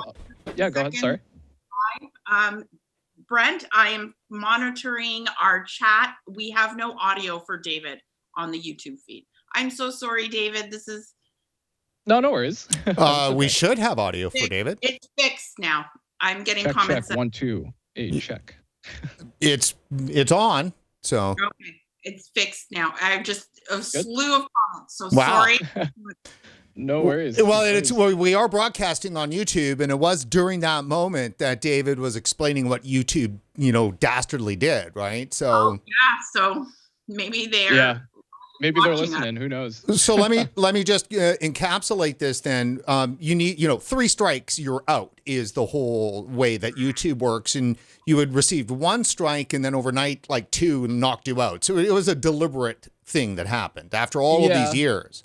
Yeah, after all these years, and it was around the same time that other channels were also kind of going through similar steps. The only difference is that the other channels eventually got reinstated, and Dash, our original channel, just kind of went nowhere. And the nail in the coffin, I guess, was we went to go inquire, because at least what we wanted to do was get that 5 years worth of content back, so we can download it. And YouTube replied saying that our channel does not exist anymore in their system. So oh my goodness. So the full erasure. Yeah. Now, I mean, obviously the infringement issue is that you're promoting a tobacco product, right? That would be the big issue there. So were you doing anything differently in those weeks with your content that was maybe more promotional in nature? Not to my knowledge, because the videos that they striked were videos from at least 2 to 3 years ago. I mean, one was from 2017, another one was from 2018. So maybe they just kind of went back and something flagged their system. Who knows? But yeah, we're still here though, so we're still happy about that. Okay, so we'll talk to us about the new, what is it, Dash TV? Is that what it is? Dash TV, yeah. So essentially, we're going to try to bring the channel back, but take many more precautionary steps. For example, Dash TV, we don't have vapes in the name because maybe that triggered their system. Who knows? We're going to try to just kind of we want to make this channel, again, the same as before, very informational and all that, but we're just gonna make sure everything's copacetic on all fronts. Now, I mean, let me just say, you know, because we've not gotten strikes in our coverage, but we've had problems with regard to our coverage, and it's with certain kind of guests or certain kind of topics that we've covered around vaping. I mean, basically, I mean, you know, Google and YouTube hates our content, right? But you know, so the issue is that, I mean, how are you dealing with the fact that you have to self-censor? I mean, you have to question always what you're writing and what you're doing because, you know, there are no clear guidelines. Right. Yeah, that was, I mean, that's kind of what we initially thought too in the original channel, because like a lot of the videos we did were very, for example, like our undercover sting, sending, you know, finding vape shops versus convenience stores and gas stations, we're IDing and all that. The videos we did in the past were very, definitely kind of doesn't go in line with what their guidelines are. But I think what we're going to try to do now is just still come up with information that can be easily shared, but also try not to trip any of their systems and anything like that. It's weird, but you know, it's what we got. Well, there's nothing to lose. Go ahead, Maria. No, I some of the stuff that I loved the most was when you were doing, I remember this one, the reaction video to that individual, the influencer from Health Canada, who was sharing misinformation and sharing fear. And would react to it. And then he would react to it, and it was the back and forth. Those are things that are very common and in the makeup industry, when it comes to YouTube, and the fitness industry and the lifestyle industry. Yet here you are, because you have the word vape, because this is Canada, the United States, the worldwide, YouTube has decided to make this a bad product. You have to think twice before you do stuff like that. But any other industry would do it, and probably not even, no one at YouTube would blink. I don't think no second look or anything. Yeah. You think that's fair? Oh, absolutely not. I mean, like, again, like, cause I feel like, a lot of these media outlets and the government, they group, you know, vaping, tobacco, all this in just one single group. And for lack of a better term, they're not open to listening. And I think that's what we're constantly trying to do, is to kind of break down that barrier and, you know, just try to get them to actually listen to a couple words that we're saying. Which I guess at the end of the day, that's the main goal, right? Just try to change the overall like perception. And also kind of, I mean, after the whole Valley scandal that went down, I feel like we're still to this day dealing with the damage control from all that. And like, yeah, it's just a big mess. Well, what is your message then for everyone that's listening on World Vape Day? I mean, is there some hope there? I think so. I mean, obviously, like the community has strength in numbers, and I've noticed that, especially on YouTube, they're definitely starting to censor a lot of even the bigger YouTubers. But you know, just strength in numbers, and I think the big thing again is just convincing, and not convincing, but informing everyone that vaping, when it was the Valley scandal back in 2019, 2020, that has nothing to do with where we are and what we do right now. And making that information clear, I think that is, at least in our channel, that's one of my main goals, is because what happened, the media, they brought up a bunch of stuff about vaping, everybody started getting hurt, and then information came out saying that it wasn't because of vaping, but they just kind of left it at that. They just left damage in the industry and then just left it and let them do their own thing. Yeah, for them, they're like, well, we can't unring the bell, and you know, well, you rang the bell. Do this exactly. I mean, for crap's sake. It's incredible that you're trying to bring this information out there. I think a lot of people are trying to do that. How frustrating is it, though, that you have these walls that are covered in, that you have to climb up, that are covered in like vegetable glycerin? So you're trying to cover up this wall. I'm trying to use a vape analogy, guys. I know. But you're doing this. You're creating this incredible content, but it's like that wall, and it's all full of EG. No one's allowing it to leave the echo chamber.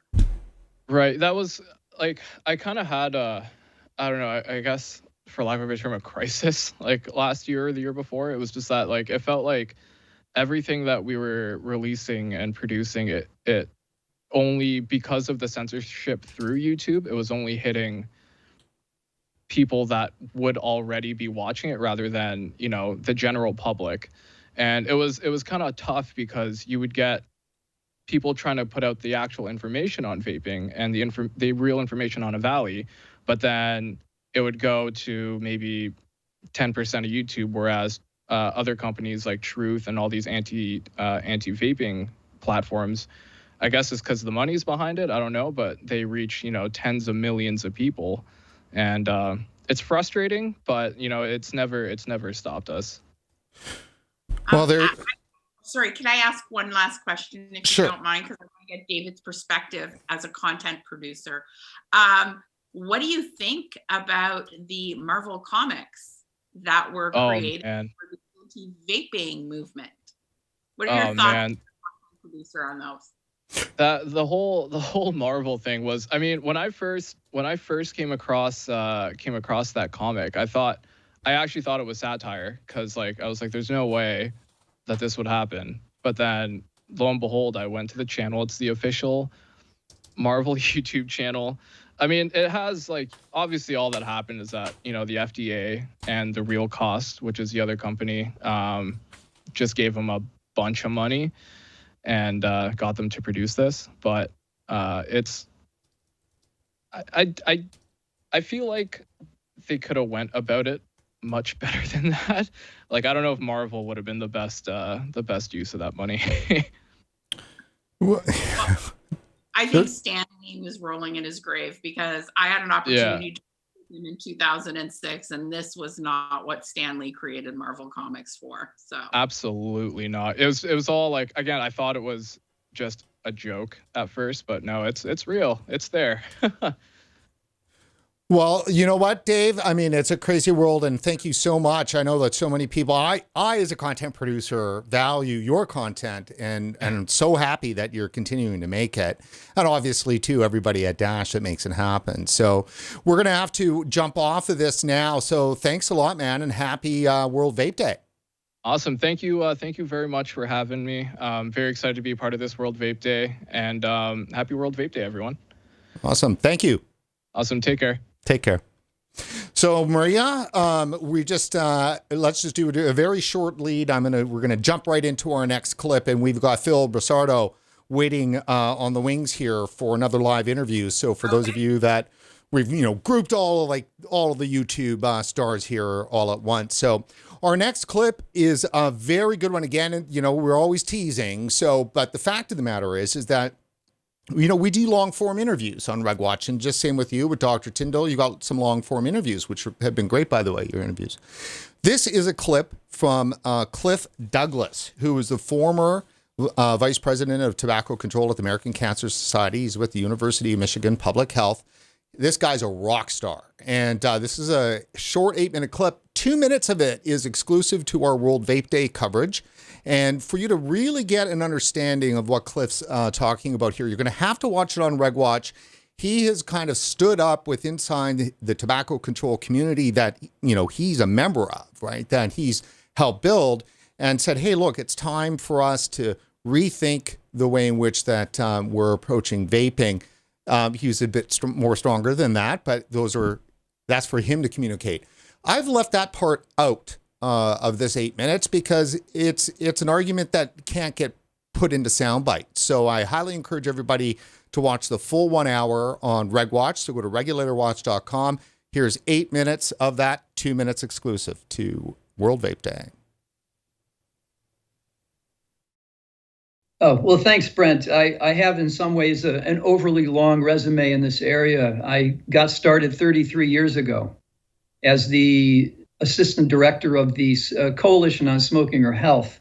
which at the time was the sort of the only game in town nationally in the United States, representing the three large voluntary health organizations, the American Cancer Society, the American Lung Association, and American Heart Association. I worked at that time, for example, on coordinating the national effort to remove smoking from airplanes domestically and then eventually internationally. That's something people tend to be familiar with. But over the years, I spent time working in Congress as a special counsel. I'm an attorney by background on tobacco issues.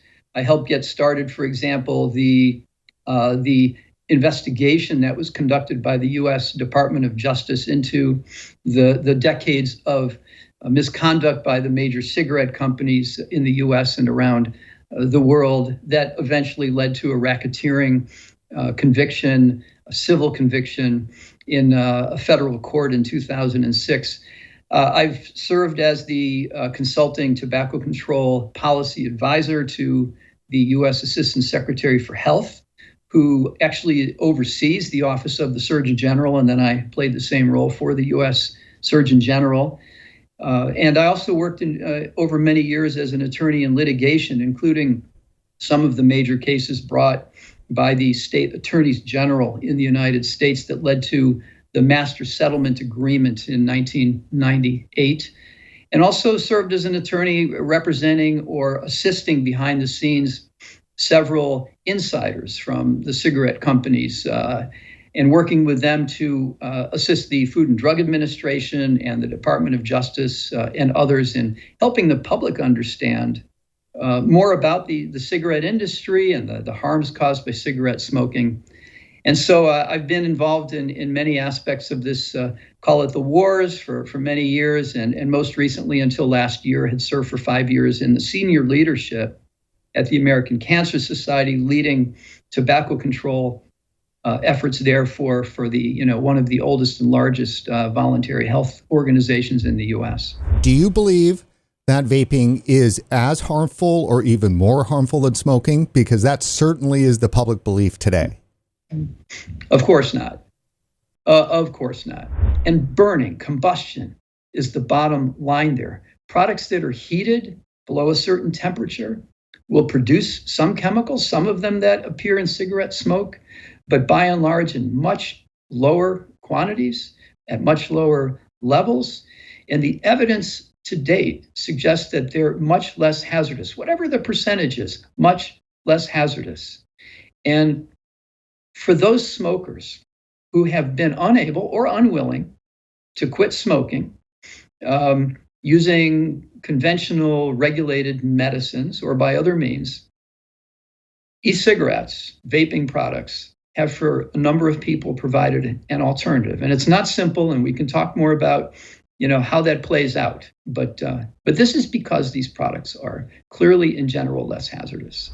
We're winding our way through to the issues around EVALI, the so-called vaping-related lung illness, because that's had such a huge impact on things, but it's by far not the only thing that, before that happened, there was the epidemic of teen use. I'll comment on the terminology here that you've raised having to do with having deemed youth vaping, the phenomenon, as an epidemic. I know for a fact that language is chosen sometimes not based purely on its scientific merit, but it's chosen to make a point. It's chosen to send a message and influence behavior.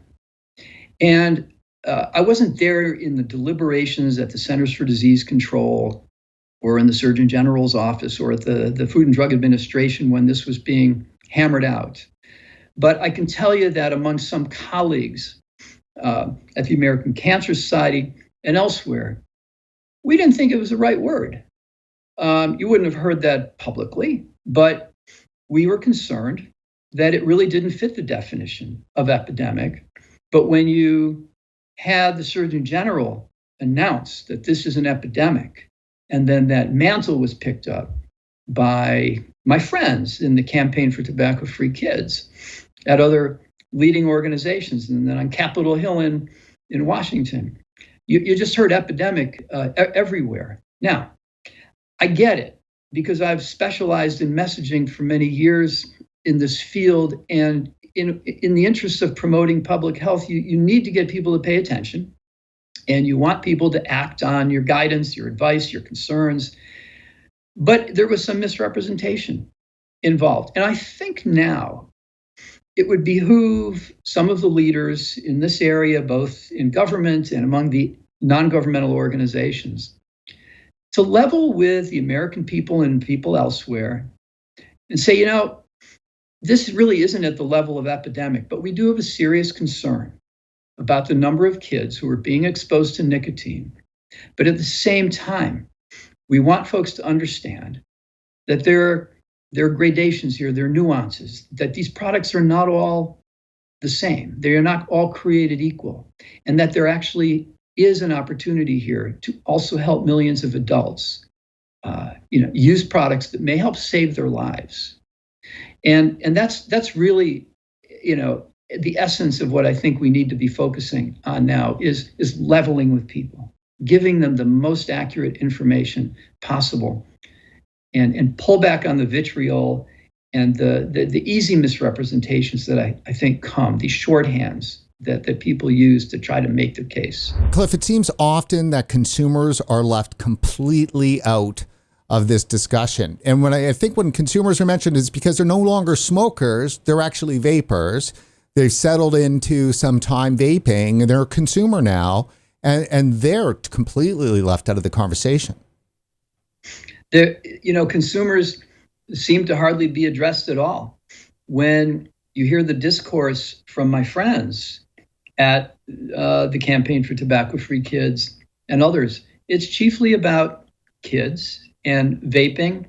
And look, you're just not hearing about the large community of too often disenfranchised and marginalized adults all around the country and beyond the United States who have attempted to essentially save their own lives by using alternative products, vaping products and others, but who just don't have a voice. They just don't seem to count. And I don't think it's because my friends and colleagues don't care. I know they do. But I don't think the narrative really fits what they're seeking to message these days. And so it gets left off to the side. Is there anything else that you can think of with regards to kind of the global thing that's happening right now that might be of value to share? I think that what we're talking about at a certain real level is a human rights issue. And there are millions of adults who have been, dependent on cigarettes, who have become ill or are deathly afraid of becoming ill and dying long before their time and leaving their families, without that mother or father or sister or brother. And they have a right to be heard. They have a right to be supported.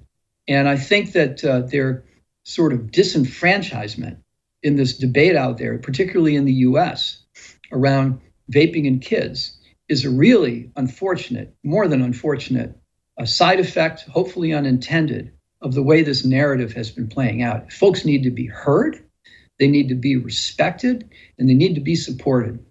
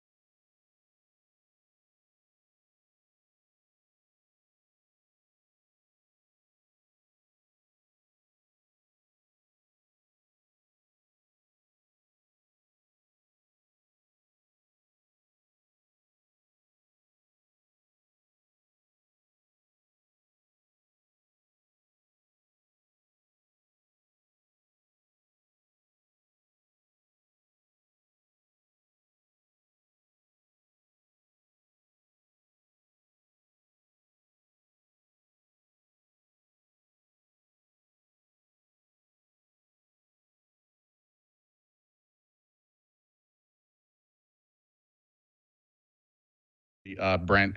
There's years ago, I would stand up on stage and I would give talks, and I would say, I can't believe how hard I have to work at just providing a healthier lifestyle for myself. That was back then. Now it's crazy how hard it was then. It's ridiculous how hard it is now, and God knows what it's going to be in the future if we continue down this path. And it's a path that we just can't continue down. It's me again. I'm getting texts. We're all muted. You can't hear. Brent, hit your button, and now it's fixed. It's like as if I jump into this and everything's fixed. Yeah, I don't know what's going on with the viewers because I've got every channel of audio has been on, and I see all the levels. So I don't. Geez, that's too bad. I just said some really important stuff too. Sorry, everybody. You'll have to tune back. Well, I'm sure it's going out. I'm so sorry for doing that. The only thing I heard a little bit of slapback echo when it went full screen on me, full cam on me. But we'll try it again if you'd like. No, well, the full cam on you, that was just our internal monitoring. That was giving you that little bit of an echo. But outside of that, yeah, I mean, we're going out. So, Maria, I mean,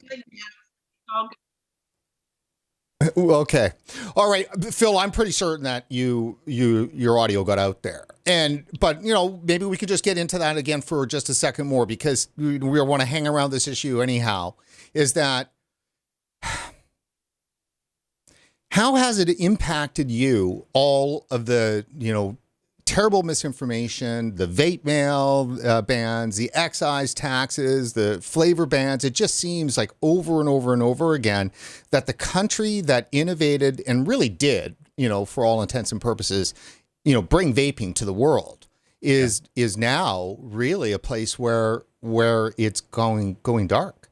Yeah. Well, what I was saying before was, I used to give talks and speeches up on stage, and we would talk about, like, I can't believe how difficult it is for me to find a better lifestyle, lead a better lifestyle for myself and not smoke, how difficult and challenging it is. And that was back then. Now it's even worse. And what's it going to be in the future if we continue down this path and things like PMT? What if no PMTAs get through? What if things start to get enforced? Right? I mean, what's going to happen? The thing that's really interesting, though, that you asked the question is, how has it affected me? And I'm going to say something very, very selfish here, because it hasn't affected me a lot, right? Because if you think about people who've been vaping for a long time, we're going to figure out how to do things, and we're going to figure out how to get our products, and we're going to have friends of friends of friends who are going to help us, right? But it's not about me. It's about people like my mom. When my mom walks into a vape shop and she goes, "What do you mean I can't have my strawberry flavor?" Because she has no idea. She has no idea. And what does she do? How does she fight that? How does she combat that? Does she go back to smoking now? Or even, like, more important, what about the smokers who haven't found vaping at all yet, right? Because all they see is negative, negative, negative, bad, bad, bad. Fear-mongering. It's horrible what's going on right now. Look, I understand we got to keep this out of the hands of the kids. I don't think there's anybody in this chat, anybody in the show, anybody who's watching who's going to say, disagree with that, right? But like Dimitri and I, we always talk about balance. So if we're going to balance things, then we have to keep it out of the hands of children and make it readily accessible to the adult. To the adult person who is vaping right now, and to the adult person who is smoking, who has tried all the approved cessation products and have not been able to get off the cigarettes. For those people, this product needs to be accessible. I would be, and we're a little bit looser here on World Vape Day in our coverage. So, this is a more casual conversation. So let me just say that I often just want to wring the necks of these kids that are causing us these problems. And how come every time public health and the tobacco nannies are out on vaping, they aren't also at the same time saying our kids have to stop. They have to take some responsibility for what they're doing, blah, blah, blah. Every time a kid vapes, they're putting in jeopardy access to an adult who needs a vape. Brent, but they don't ever say that. Brent, look at the word you just used. It's 2021. Responsibility is a bad, bad word. Right. You can't use that word. That's not the right word to use. Brent, you have to use the word blame. Blame is a much better word than responsibility in 2021. We have to blame what our kids are doing on something. We can't take responsibility, for what our kids are doing. We have to blame it. So who are we going to blame? Well, we're going to blame the vaping, right? Because vaping somehow reached into this child and it pulled them in and it forced them to vape a product. So we have to blame, right? No such thing as responsibility anymore. Brent, come on. Yeah. Maria? Oh my God. Guys, you have to remember, I own a shop. So during lockdown, I've had parents come to the door with their kid. And like, I'm not going to sell to a parent with their child there. I'm here because my kid, you won't sell to my kid. Like, it's my fault. I won't sell to their child. And so now you have to sell to me. And it's really interesting because there is zero accountability. I don't even think the word is responsibility. It's accountability. Be accountable for the actions that you are doing with your children. Coming up and rolling up to my vape shop thinking you're all cool, and you're going to be all cool in front of your kid, and you're going to show the mean vape shop lady that she's going to sell to you. Sorry, I don't understand. They're getting mad at you for selling to kids, or they're wanting you to. They're getting mad at me for not selling to their kids and making them leave the house to come and buy for their kid, and then are doubly mad that I won't sell to them for their kid. Right. So that's ultimately you're saying then is that there are parents out there that would rather their child be using a nicotine vape, as opposed to picking up a cigarette. Or what I'm saying is, there are parents out there that would rather not have to deal and talk to their children about nicotine addiction, talk to them about smoking, and just get them what they want. There's a big difference when a parent says, I don't want to go home and have my kid mad at me. No one's ever said, I don't want my kid vape as smoking. So we're talking about accountability. We need to have the real conversations with the kids, be honest about the kids that, you know what, the three of us here, we're all Generation X.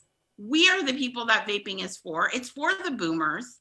It's not for the kids. So you know what? Every time you pick up that cigarette, you will be responsible for an adult tobacco-related death.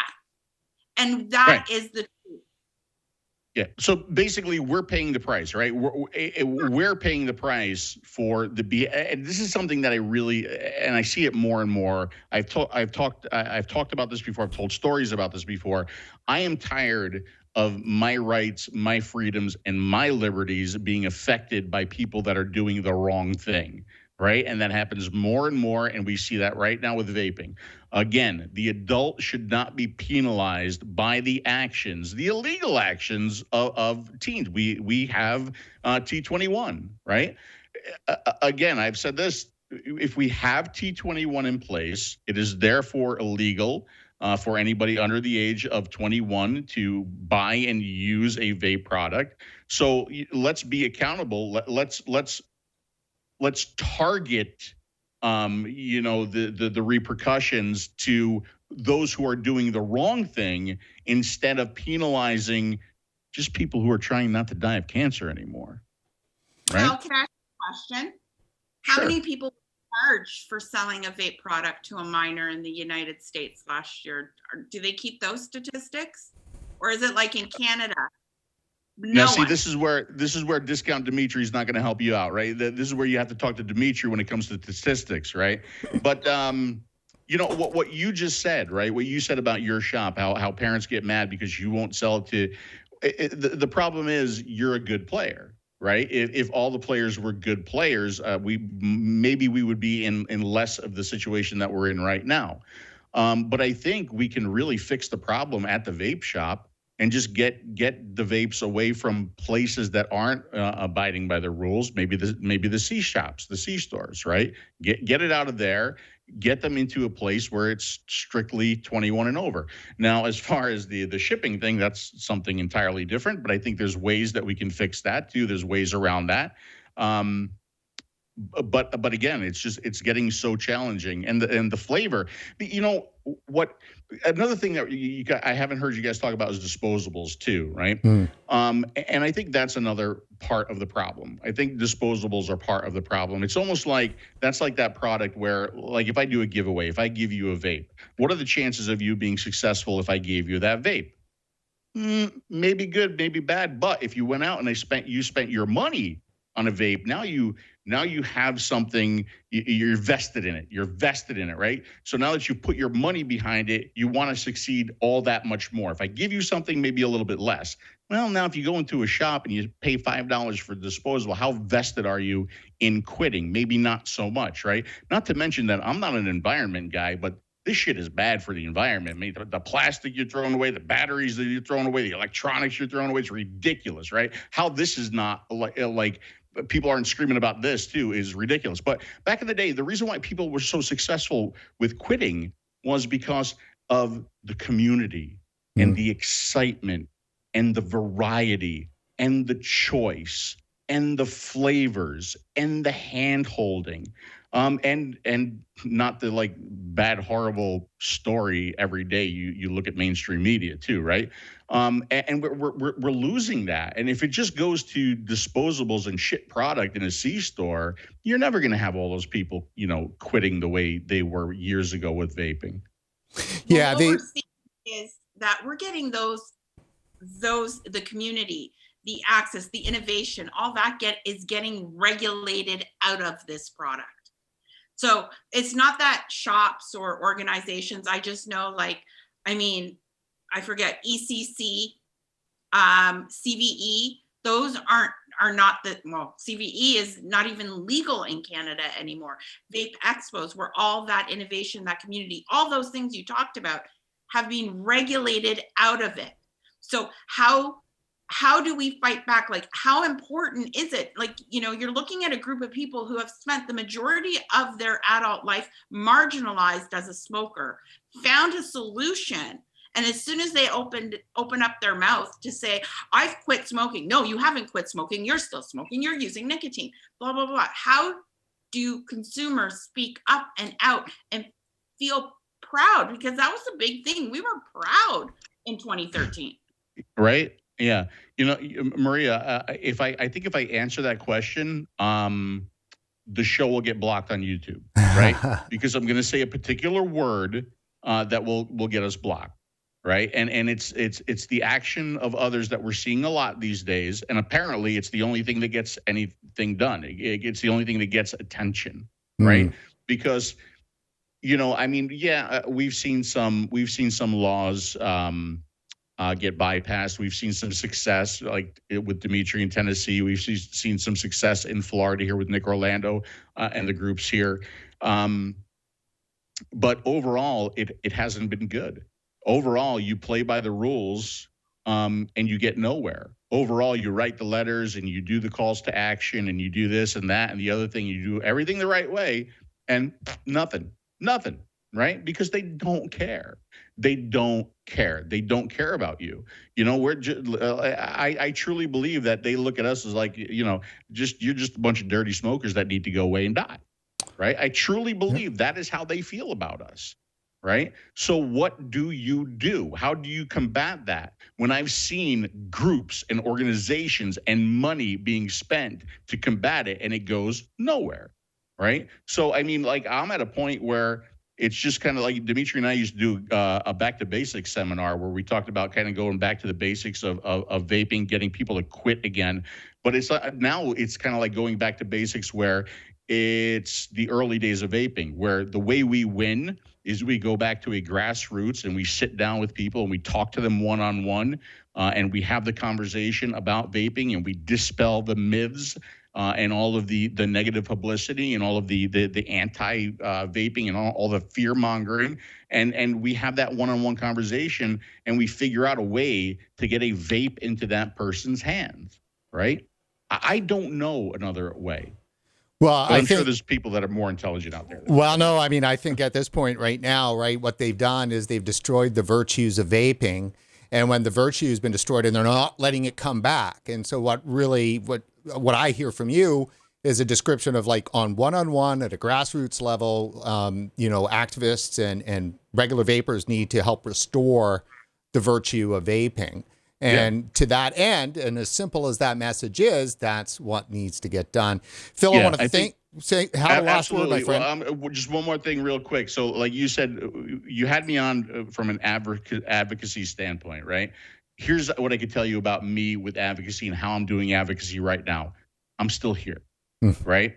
I'm a 52-year-old that walks 3 miles every day, that bikes 10 miles every day, that used to smoke in 2009, quit with vaping. Back then, I am healthier now than I ever have been before. So I continue to do shows like this. I continue to do shows like the Smoker Show. I continue to do shows like the DP Show. I continue to do the reviews to show people that I'm still here, I'm still fine, everything's good. And if I could be that inspiration for somebody else to pick up a vape or to continue to vape and not go back to smoking, then that is how I'm doing advocacy today.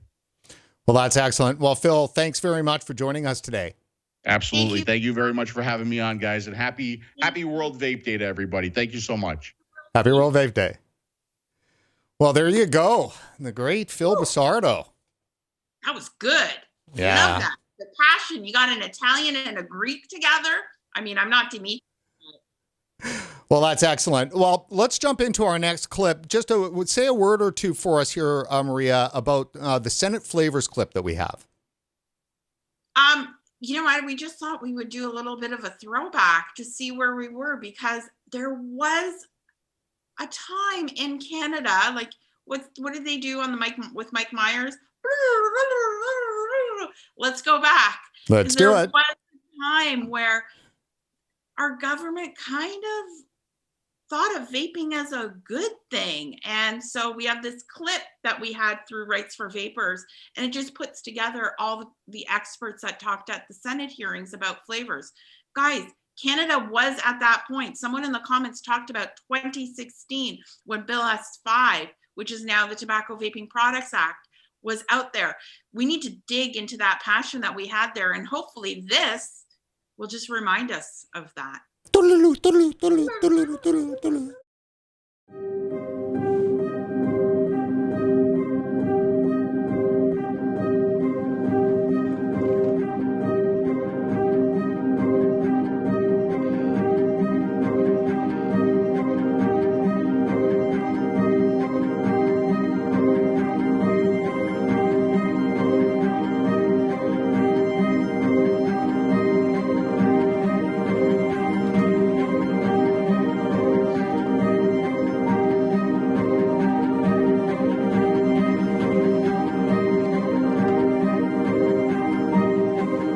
I think you've heard an emerging consensus that smokers should have access to vaporized nicotine products. I strongly support this position. Virtually all of the 5 million Canadians who smoke wish to stop, and vaporized products will help some of them to do so. We recognize that e-cigarettes are less harmful than conventional cigarettes, and that e-cigarettes have both potential benefits and potential risks. The real fight is against smoking, not nicotine or vaping. It would be much better if you quit all smoking and nicotine use forever. But if you can't do that, then it is a no-brainer to switch to a less hazardous product. And I don't think there can be any question that electronic cigarettes are less hazardous than smoking. We've noticed that within the vaping community, most vapors start at a certain level, and they decrease their nicotine levels down to zero in most cases. In my case, I went from 24 down to zero. If it was as addictive as people would say, then I would not be able to do that. And the same condition applies for nicotine replacement therapy, like gums and patches that also have and contain nicotine. And with these smokers, we're giving them everything that is there on the market right now, but they want, as you can imagine, when you have a cancer diagnosis, quitting your cigarettes is a very difficult thing. So we don't have anything to tell them. It's either quit or, too bad. And I think electronic devices do potentially provide an alternative, where people might have a better outcome. So fruit flavors with adults are very important. And many smokers use flavors which we might consider to be children's flavors to make vaping acceptable to them. And that's why I think in many ways you have it right in that you are saying that you can't advertise a flavor as a child-friendly flavor, But I think taking flavours away from vaping will dramatically reduce the number of smokers who make the switch, and that will be bad for public health. Flavor is very important. But you can allow flavor without allowing all flavors. And we had a session once on flavours and how important they were. There are a number of vapers in that group. And they said, take the flavours away and it will be very difficult for me to continue vaping. I wouldn't suggest a ban on flavors. I would simply suggest a ban on flavors that preferentially target kids. And I think there's a wide scope for having flavors, mint and fruit flavors and things like that, that we know many smokers use. In fact, those are some of the most flavors out there to begin with. So I wouldn't suggest banning those.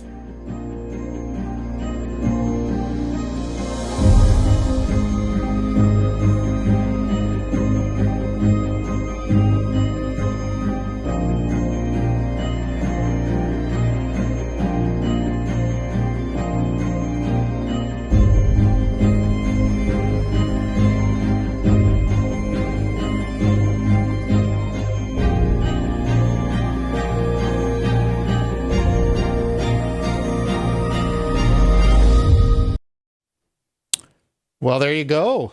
That is impactful.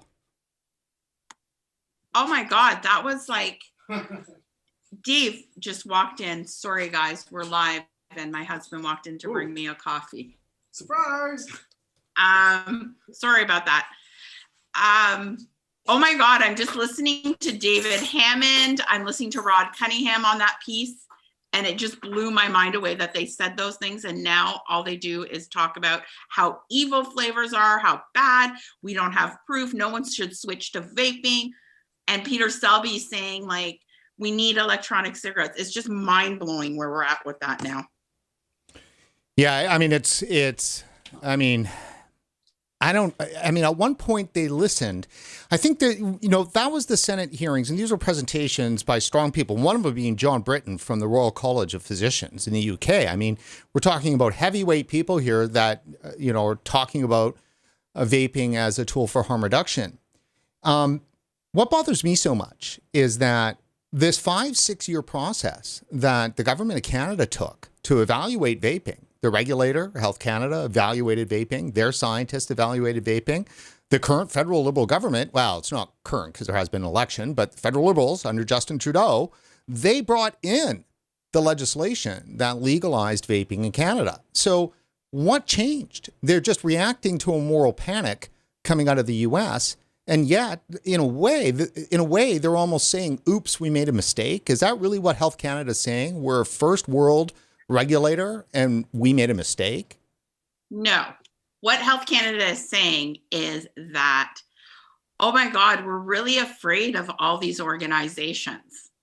We need to only listen to what Cancer Society is saying to us, what David Hammond is saying to us, because we're worried about those votes. We're worried about the votes of the parents who are the loudest. That's what that's what the Liberal government is saying right now. This has nothing to do with anything other than their position in government.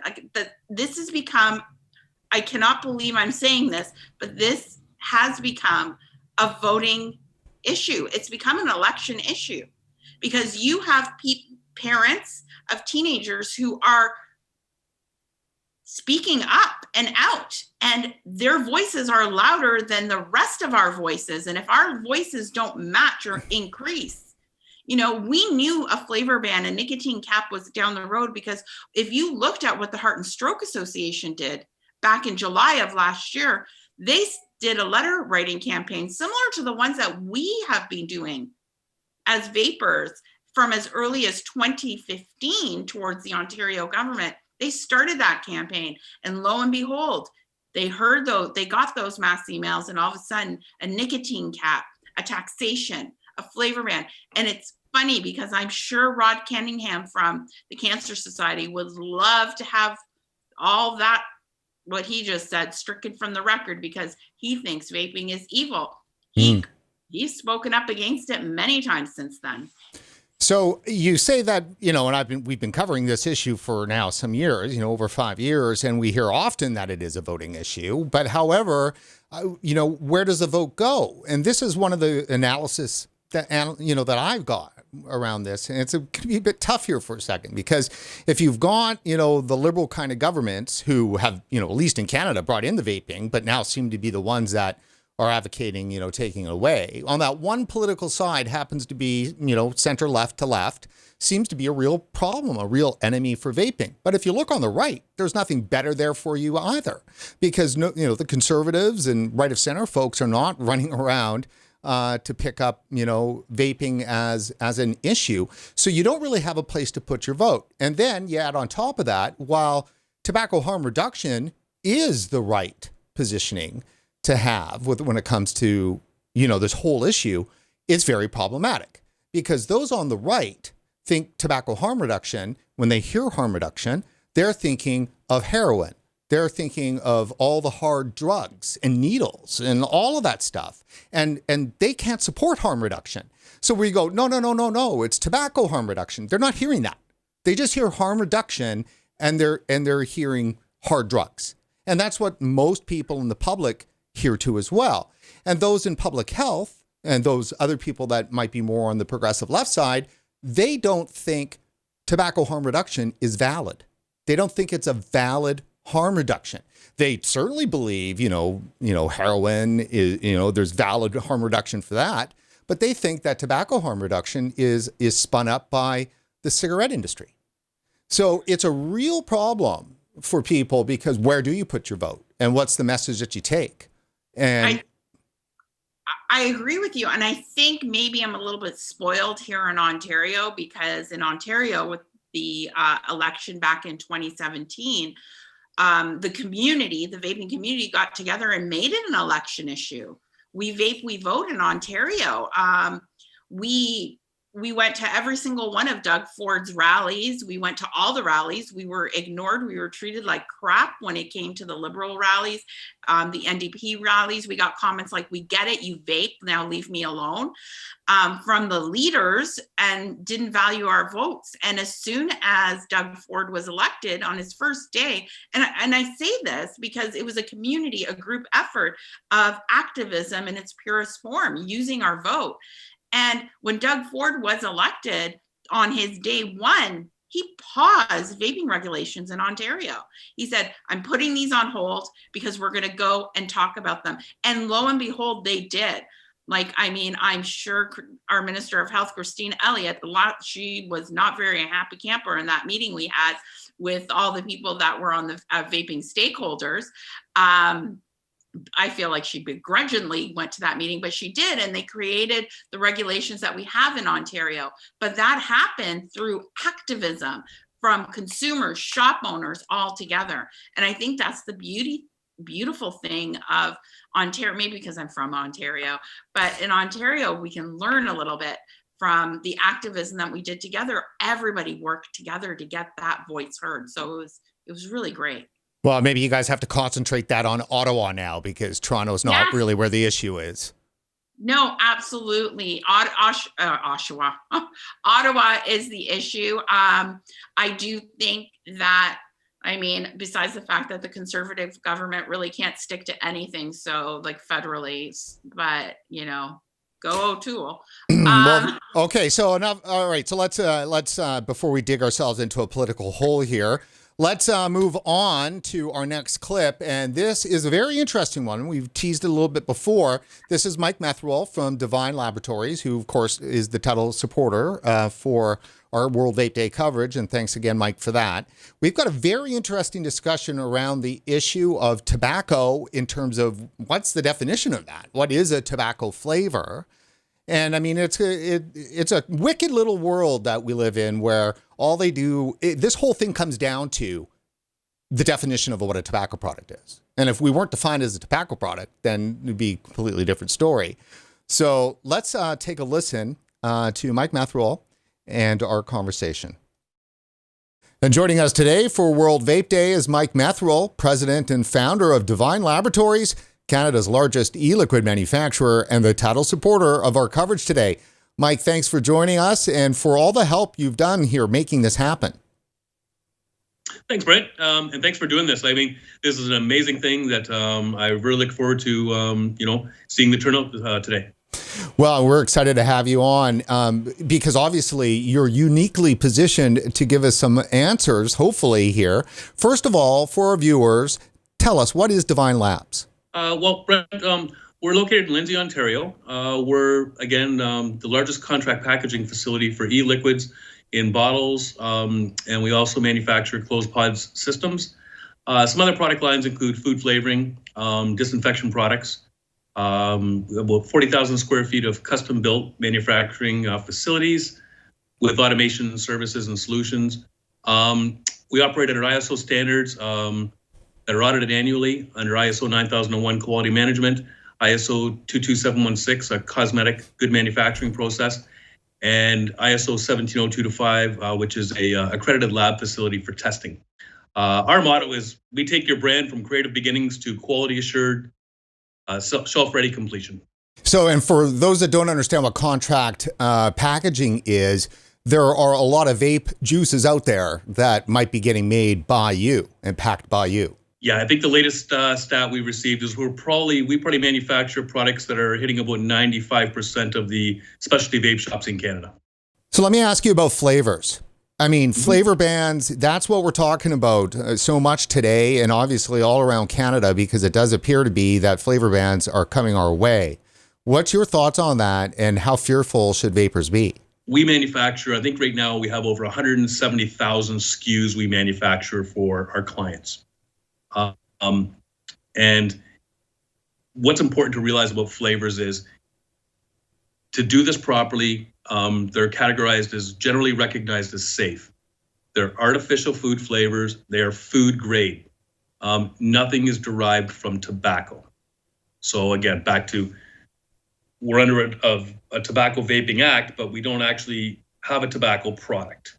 What do you make of the way in which the federal and provincial governments are handling vaping? You know, there's the vaping file in regulatory talk. I mean, how well are they doing? In general, I think they're being reactive.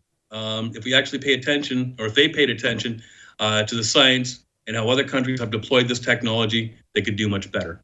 When they state federally 5% tobacco use by 2035, and vaping is proving to be one of the best paths forward, I think they should find balanced regulations that incent tobacco users to switch. Flavor bans, nicotine caps, and taxation are all reactive responses by regulators to prevent youth uptake. We all know they see an issue, and we all don't want youth to use these products. However, it didn't work for tobacco and alcohol. I don't see why they think it's going to work for cannabis or vaping products. Education, enforcement, and consequences is what we know has the largest effects on youth habits for prevention. It's frustrating. I mean, everything comes down to the teen vaping, and it's just adults are thrown under the bus. And this product was made for adult smokers. But again, we're marginalized because they see the youth using the product. And again, we don't want the youth using the product, but they have the same issues in other categories, i.e. tobacco, alcohol, and cannabis. So the teen, air quotes, epidemic, the teen use, and the so-called vaping-related lung illness, also in air quotes, how much damage do these do to vaping in Canada, and even if you have a sense, overall, globally? I understand how this all happened. I mean, I'm not saying it's right, but I can understand how the narrative played out. This was the most unresearched, horrible situation in North America in 2019. Black market THC cartridges tainted with vitamin E acetate, not made for inhalation through vaping, was determined as the cause. And nicotine products were not the cause of this situation. I think that is slowly coming out, but the media sure made sure we were penalized, even though as the facts came out, we never got any media or attention saying, hey, you know what, it is the black market. But this is a great example where if regulation or fair regulation is not implemented, then black market products will enter the market. Now, I mean, Health Canada, in our mind, in estimation and reporting, did zero, made no effort at all to clear up the confusion, if there was confusion around E-Valley, I mean, like as you said, the media pretty much had the one storyline, and then of course the Canadian researchers and all of the nonprofit health groups from cancer and heart and lung and everybody else, sure made it clear to the media that the two were linked. So, I mean, it feels deliberate. Health Canada still gets their marching orders from the politicians. So can we actually say Health Canada did nothing about it, or were they not allowed to do anything about it? Yeah, because some word from Health Canada early on in the fall of 2019 may have done a lot to help ease the impact here. They definitely could have. I still believe they regulated vaping for a reason. We're here for a reason. This technology and product, they see it as an opportunity. I just think we're still we're too conservative almost, and we should be looking outside at other countries that are taking the opportunity to drive down smoking and smoking-related illness over time from the use of vaping products. So for them, and it totally feels like that they just give short shrift to tobacco harm reduction. In fact, I don't even think they acknowledge that tobacco harm reduction is a viable option. It is just quit. Again, I work closely with Health Canada, and I honestly believe there is an interest in this technology. The more I look at it, the more I think they may want to do certain things, but they don't make the decision. The politicians finally make that decision when they do consultations, gazettes. They don't get to make the decision, and they even tell us that when we meet with them is, look, we're here for information gathering. We'll listen to you, but we have to roll it all up when we're done. My biggest concern on where there's been a stall, which is very important, I believe. At the current state, we're not allowed to use relative risk statements. That's been on the table now for 18 months or longer. We still have not been provided with relative risk statements. It's very difficult when retailers are not allowed to explain the difference in harm reduction vaping tobacco. This again is where tobacco harm reduction in Health Canada, we really think there should be some movement. Health Canada's own site does acknowledge that vaping is less harmful than tobacco and smoking. But buried under a lot of messaging for teens that it's dangerous, right?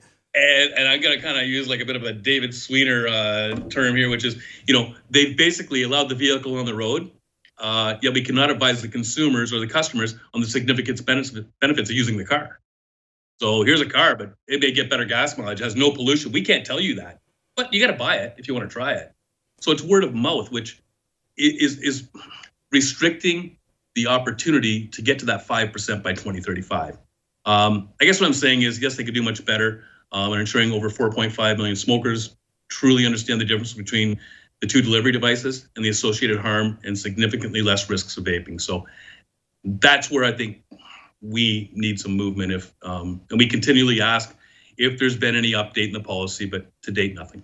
What can you tell us about the Canadian market? So how big is it in terms of revenue, retailers, number of vapors? So the best estimates we have, which are probably pretty close, we figure the Canadian market is somewhere in the $1 billion annual market size. That's in retail sales, not in wholesale or manufacturing. Estimated growth rate is somewhere projected around 15% year over year to 2024. There's approximately 1,000 specialty vape stores in Canada and approximately 15 to 20,000 convenience stores, all with points of access. We estimate around 750,000 to 1 million Canadian vapors today. Let me ask you this. So, we've seen countless studies and surveys and polls out that say that anywhere from 90 to 95% of youth prefer flavored e-cigarettes over unflavored. Is there really unflavored e-cigarettes like vaping products out there? So when you talk about unflavored, not really.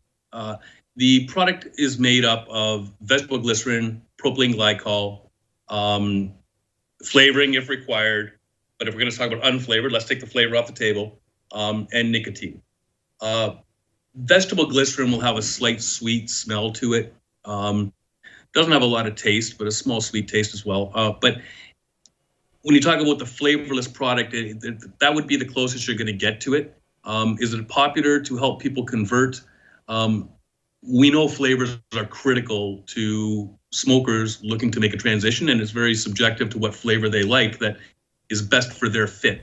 So is there an unflavored? There is. Constitutionally, I don't believe that if they just said no flavoring allowed, you can only have unflavored vape. I think that'd be more of a constitutional challenge if that was to go that way. Now, I mean, isn't it true, certainly, that vaping opponents, when they're referring to unflavored e-cigarettes, vaping products, they're really referring to is tobacco flavors? Okay, there's no such flavor as tobacco. It's not a food product. So what brand owners do and mixers do is they come up with their own recipe of what they feel a smoker will want. Now, having said that, some of the most popular tobaccos on the market are very high in sweeteners, like an ethyl maltol. That's cotton candy, but it's marketed as tobacco. Others are like caramel with dark chocolate, and they market it as like an RY tobacco, but it's a food flavor again. It's almost as if that the vaping opponents are saying that, look, we'll allow tobacco flavors to exist because they're yucky, and teens won't like yucky flavors. If we allow the mangoes and everything else that's currently legally on the market, we're not talking about the stuff that used to be on that was infringing on certain things, but we're talking about the stuff that Health Canada has approved in terms of flavors that are legally on the market right now that are likely to get chopped with flavor bans. And so the concept is that unflavored e-cigarettes are tobacco flavored. And so we'll allow these yucky flavors for adults, but we can't allow any good flavors out there because then the teens will ravage them. Sounds like a fun lot to write. If you make a product that tastes like crap, we're going to allow you to make it. Boils down to enforcement. It's subjective. So how do you train an enforcement officer? This is a tobacco. This is not a tobacco. They're trying to make laws by not understanding the technique is really what they need to understand. And to get it right, if they truly want to do it properly, in my own opinion, is they've already got things called category bans. We can't call it a custard. It has to be an arbitrary name, no pictures of a custard or anything of that, and no description. But the consumer can come in and they can try it and say, this kind of tastes like custard. It's called ABC, but they can purchase it. So maybe they've got to look at it doing it a little bit differently and saying, you can't have descriptors outside of these categories and let them continue. So this allows the adult smoker to still get the flavor profiles that's subjective to them, and maybe allows for what some of the regulators want is not the descriptors on the bottle where the youth see it. If that kind of makes sense. But I don't know how they're going to make a law that says it has to be tobacco if we don't use tobacco. How do you define that? And yucky, sure, they can try that one, but I don't know how it's going to work. Is there a future for vaping in Canada, or is it really in jeopardy? We're gonna be regulated. Like if I'll be the first to say we're getting taxed. That's not necessarily a bad thing. Just don't overtax us. Regulatory around flavorings. I think there's a workaround that everyone can win in that one, in the nicotine cap. So yeah, I think we're going to survive. But we are a product. The only thing to put in your lungs, as any doctor would say, is oxygen. We are putting something in our lungs. There is some risk to it. So there is going to be some governance and regulations around it. But yes, I do believe that we have an industry here that's going to survive. Well, that's hopeful. Yeah, I know. I love Mike. I think I just love everybody in this industry. I don't know. Maybe it's because we were all smokers and we found a solution and we all want to share it. It's just I have such a great connection with so many people, and like our next two interviews that I did. So I repackaged some interviews from Between Two Vapes. And we have the president of the CVA, the Canadian Vaping Association, Sam Tam. And we have the president of VITA, which I can never remember those acronyms, which is the Vaping. I believe it's Vaping Industry Technology Association. Vaping Industry Technology Association. Let's pretend that Brent didn't give me those cues. And Daniel David. So, you know what, just a little bit about them so you guys can know, because these are the leaders of the industry organizations that are fighting, because there is a difference between industry and consumers. So I thought it'd be interesting to meet these two gentlemen. So I guess we can roll the tape, and I already have an intro kind of done with that too. So. Hi, it's Maria Papaioannoy. We thought it would be a nice treat to share some content from Between Two Vapes here today on the Canadian feed for World Vape Day. In Canada, we have two industry organizations fighting for fair regulations, CVA and VITA. On Between Two Vapes, we had the pleasure of interviewing both presidents, Daniel David of VITA and Sam Tam of the CVA. I think it's important to get to know the people who are at the forefront of advocacy efforts, the people who are fighting for fair regulations in Canada. First, we have our interview with Daniel David. So as they say in showbiz, roll it. We're pretty passionate people. We want to help others that to switch from smoking to vaping. We know what it did for us. So let's start something up. Let's make this harm reduction product as least harmful as we possibly can. And that was kind of the foundation, the initial core of what became ECTA, the Electronic Cigarette Trade Association. And so we formed that really at the very end of 2011. We had looked over to our partners over in the UK. They've always been a couple years ahead of us in the North American market, at least. And so they had some experience with advocacy. And so we reached out to them. So they gave us kind of a structure to work with, and we built it. We started with ECTA, and then we built a industry standard of excellence guide. And what that did was it aligned all the products directly to consumer products. And we were correct on that, by the way. But we set that up, and we set up standards for our members. I mean, like with a brand new industry, and especially one that starts in what we call a gray market, where it doesn't fit into any category neatly. There was a regulatory gap. So we jumped in there, we kind of filled that space, and we set standards. We set testing standards, e-liquid testing standards. We set age restriction standards if you wanted to be a member of it right from early on. And then we actually launched the association after building all of these things and writing these standards. We launched it, and granted it took a little bit of time, but we launched it at the first, what was it called? It was VapeCan. VITA was established in September of 2019. With the Tobacco and Vaping Products Act, it opened up the industry. The industry was now legalized, across multiple not sectors, but multiple distribution points, right? So we've got vape shops, we've got manufacturers, we've got distributors, we've got C-stores.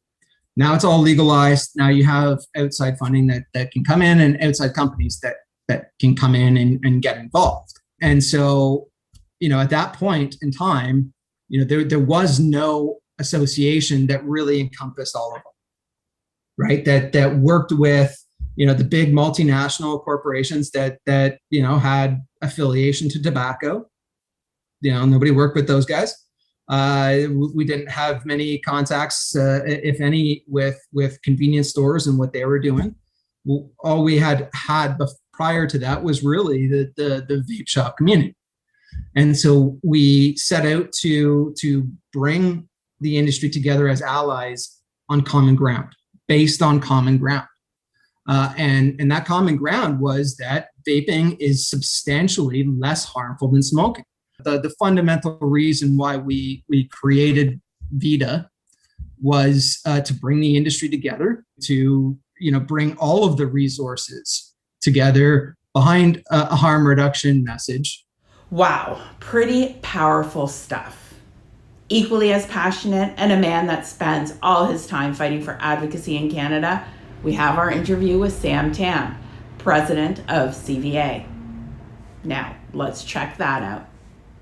I got into advocacy, I think this goes pretty much back to 2015, when we saw there was a need where government was starting to regulate the industry. There wasn't any association at that time or trade organization that was representing the industry in terms of engaging with government. And there was really a need where something needed to be formed so we can speak on behalf of retailers, manufacturers, and distributors. So the CBS formed was in 2014. I didn't join till 2015. Of course, that was during a time when Quebec started to regulate the industry in a way where they didn't really consult with the industry. They decided to move forward with a very aggressive regulations that would regulate vaping as a tobacco product.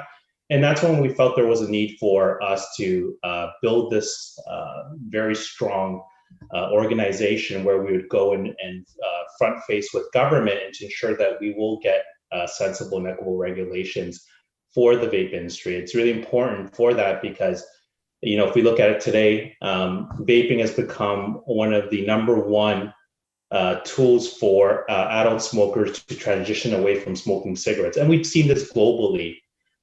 We've had the privilege to watch how the vaping industry has quickly grown, but how millions and tens of millions of adults have converted around the world. So it's really important for us to acknowledge that, and this is a harm reduction pathway for many adult smokers. And there's still 5 million smokers out there in Canada today that need to know this message, right? That there is a less harmful alternative for them. Tobacco, mint, and menthol is not sufficient, and I think those are writing policy or creating these regulations need to put themselves in the shoes of a vapor and really understand, how categories of flavors are important, right? One of the key things is we have naming conventions, a lot of restrictions within the regulation that does not allow us to name these flavors or to categorize what they are. So it's really important that the government understands that, right? Let's not forget about the adults. We know we have to protect the kids. Government needs to do more enforcement, right? They're not doing enough. If stores are selling to minors or if anyone's selling to minors, they have to lay a heavy hand. There has to be heavy penalties, heavy fines on those that are deliberately selling to minors and kids. And examples need to be set, but let's not penalize everyone else, right? That would not be fair. The Canadian Vaping Association has been meeting with government for quite some time now. It's been a number of years, at least 4 or 5 years now. We have our quarterly scheduled meetings with the government, with Health Canada to discuss about regulations, anything to do with enforcement and all aspects in terms of what's coming in the pipeline. Because we do know there's a number of regulations that has been put forward in the past couple of years. And I have to say there's no other industry that has received more regulations than the vaping industry in a very short period of time. So, and that is so true. I think it's also very important to bring up that, we've been regulated. The vaping industry was regulated. There was a whole process that lasted for years and years and years. The federal government brought in regulations. They passed them. Well, they passed the framework, of course, the law, and then Health Canada developed regulations and put them in place. So it feels strange. I can think of no other industry that touches so many people and is so important that was brand new, and the government has come in and made such a mess of it. You can't, you have to say governments, because every single level of government has their hands in it, and right down to the municipal level in Canada. So it is absolutely insane. We're looking at municipalities that are banning vape shops from opening. You can no longer open a vape shop. I think it's Maple Ridge, BC. So Sam mentioned there about, getting in during the Quebec fight. I actually remember exactly where I was when I found out about the regs dropping in Quebec. It was day one of the Canadian Vape Expo, their first one. It was in Montreal. The regs dropped. It was in November of 2015. And poor Quebec, they've gone through heck and back, but the way that province has stepped up and spoken out is absolutely incredible. And Christina, my heart, I'm just gonna say this, I love everybody in this industry. We have her up next where we had a chance to talk to her because, you know, that is the purest form of activism and they are not giving up. So let's check it out. Roll it. Christina, thanks for joining us today for World Vape Day. Glad to be here. So Christina, I am so excited that you're here for World Vape Day because I want everybody to know you the way I know you. So first things first, why don't you get us started and let us know how you got into vaping and how you got into the role that you're doing right now. Well, the simple answer is I got into vaping because I'm a former smoker. I smoked since the age of 13. I was a pack and a half a day smoker. I come from a family of smokers, a long line of smokers, and a long line of smokers who had a very hard time quitting, including myself. But I managed to quit relatively easily with vaping, and I haven't looked back since. So that's how I got into vaping. But the perhaps slightly longer answer is that I'm also somebody who's been a harm reduction advocate for many, many years, long before I even heard about vaping. And so it made perfect sense to me. So you, in the course of the last year, started a movement in Quebec. You threw a protest. And what you shared with me, and I'm going to share this with the whole world, is you taught some medical professionals a little bit about vaping. So let's start with starting the movement, why you did that, and get into the protest. And then we'll kind of delve into the other things that you do just because you're you. Well, first, I'm just going to clarify that it's not just me. The CDVQ is the group that I'm a spokesperson for. It's an acronym for Quebec Coalition for Vapors' Rights. And we're a small group of advocates that have been working on this since mid-summer of last year. And what we've been working on basically is doing everything that we possibly can to prevent a ban on flavors and a reduction of the nicotine cap provincially here in Quebec, because that is what the government intends to do. Christina, for our audience out there that don't know much about the history of Quebec and the battle to save vaping, you, out of every other province, really got hit first in our country. Explain that. Well, Quebec has been, historically, Quebec was quite progressive in terms of social policies. But that sadly is no longer the case for at least the past 20 years. It's become more and more reactionary and moralistic, let's put it that way, in terms of issues having to do with social problems or public health problems, which are often masked as criminality issues or moral issues, right? So the issue on vaping is just part of that trend. So what we're seeing is that instead of approaching it with a harm reductionist approach, instead of looking at the science, instead of embracing the fact that this tool could possibly be the most groundbreaking public health tool for the last 120 years, according to some public health experts, they're seeing it as a problem. They see it as a continuation of addiction, of dependency. And without seeing, of course, that may very well be true. The dependency might stay there for many of the vapors, but the harm reduction is significant, to say the least. In other words, it can save a huge amount of lives. And so that kind of callousness to the positive health outcomes that switching to a less harmful alternative source of nicotine, I think is emblematic of this kind of thinking where, it's our way or the highway, it's quit or die.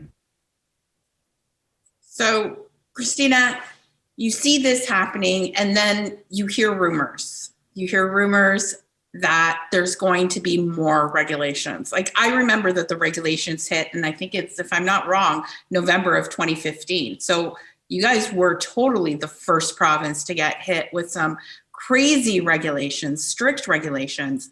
And now it seems that they're going to become more prohibitive.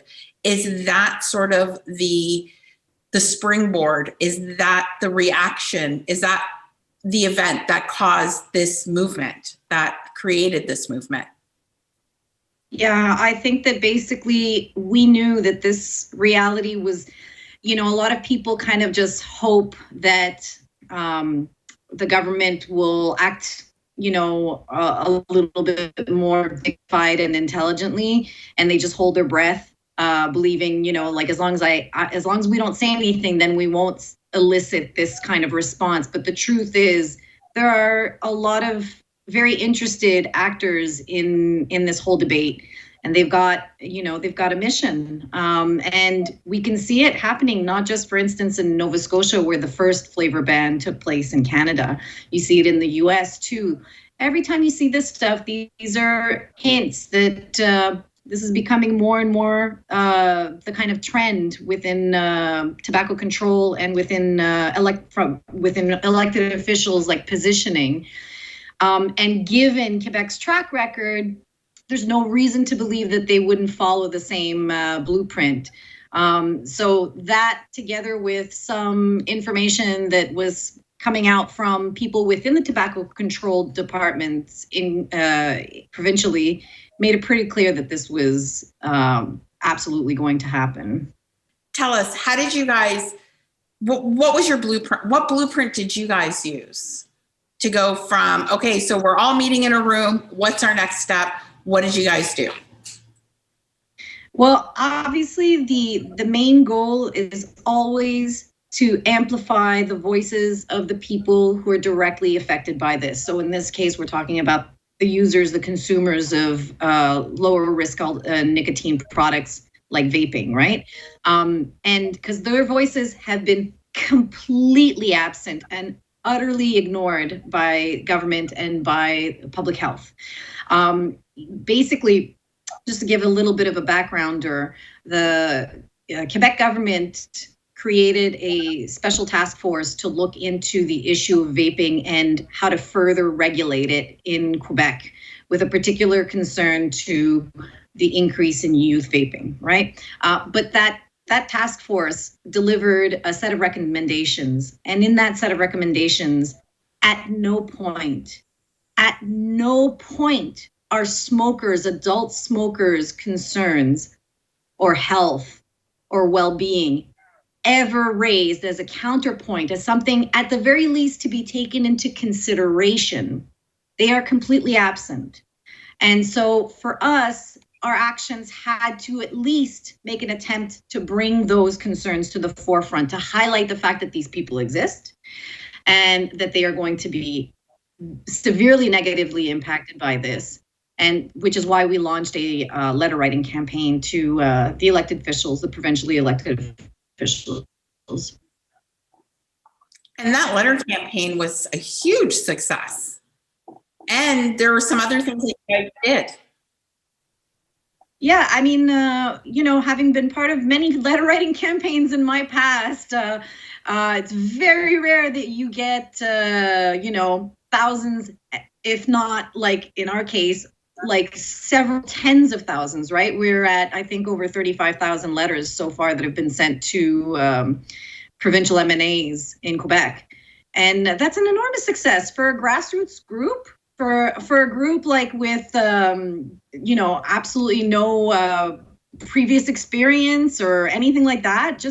And I think that's actually testament less to like our efficacy or skills as organizers and more a testament to the serious need out there and the importance that this issue has for the people who have stopped smoking thanks to vaping and who want that choice to continue to be available to current smokers, even if those current smokers are not themselves like very keen on it or have been woefully misinformed by public health and given a fantastically inaccurate understanding of the relative risks of vaping compared to smoking. Christina, with just a minute left here for this segment, please, if there is a lesson that the rest of the world could learn from Quebec, what would that be? I'd say that you really, like, even when the stakes are, when it looks like there's no winning in the battle, even when it looks like the authorities have dug their heels in and they have no intention to roll back or to change their position, you can't let that stop you. You know, there's an expression that says that a rising tide raises all boats, right? So anything that we do doesn't just affect us here locally. It's not just about Quebec. We're all in this together, nationally, internationally and beyond, right? So the fights that we do here have impacts everywhere. And you just can't just can't, you have to keep your eyes on the prize is basically what I'm saying, and just keep fighting. Can't take your eyes off the prize. Amazing. I love Christina. She's like fabulous. Like she's really, really a true activist. The battle for Quebec is brutal, you know, and it's everything about Quebec is quite different, and so hopefully they're able to sway the provincial government there. Yes, and talking about swaying a government, up next we have Adam Ward, who, you know what, through his just talking to his MP, sending one of those tobacco kills emails, engaging with his MP, asked him to sponsor a petition for to ask the government not to consider a flavor ban when it talks about vaping. And we have a petition. I think we said we have 5,000. I can't see. It's 5,000. Let's just see here. It's 5,599. 5,599. Yeah, we've got another month. So in a month, the petition is going to close. We want to try and get as many Canadian signatures. This is a Canadian-only petition, but that doesn't stop anybody else from doing a petition and working with a government official, working with your representative on that. So all you need to do is find one person on your side and get them to speak for you on the floor of Congress, of the Senate. I don't know how the United States politics work, but you know, I know how Canada works. So if I'm saying something wrong, I apologize. But we've got Adam, listen to his story, listen to hear what he's done. And I'm going to pop the petition link into the chat on YouTube, and you guys share it out. And if you haven't signed it, sign it, please. All right, let's jump into it. Adam, thank you so much for joining us today. Thanks for having me, Brent. Well, we're at the end of our World Vape Day coverage here, and we wanted to end it on a real hard activism note about what those can do, people in Canada can do to help kind of support the effort. Maria, why don't you walk us through this? Okay. Hi, Adam. It's so nice to see you face to face outside of the regular Zoom meetings that we have. I'm inspired by you. And I know I've told you this so many times. I want you to tell people how sending an email and engaging with your MP has led to one of the biggest and growing petitions for vaping that we have right now out there. Absolutely. I mean, when you're writing an email to an MP and it's about your livelihood and what you're passionate about, I feel like it's easier to write. It just kind of comes from the heart. So doing that and really saying why I'm in this industry, this is my world, this is my everything, I want to help people, that passion comes out really easy when you believe. And sending that email in created this response and created this relationship, as well as a live response on his town hall. And that's what changed the game and led to everything that we're doing right now. It's extremely important. Absolutely. I mean, I watched the YouTube video, and I think like almost everybody watched the YouTube video. MP Tom Kimniak was like, well, I don't agree with a flavor ban, which was like quotable.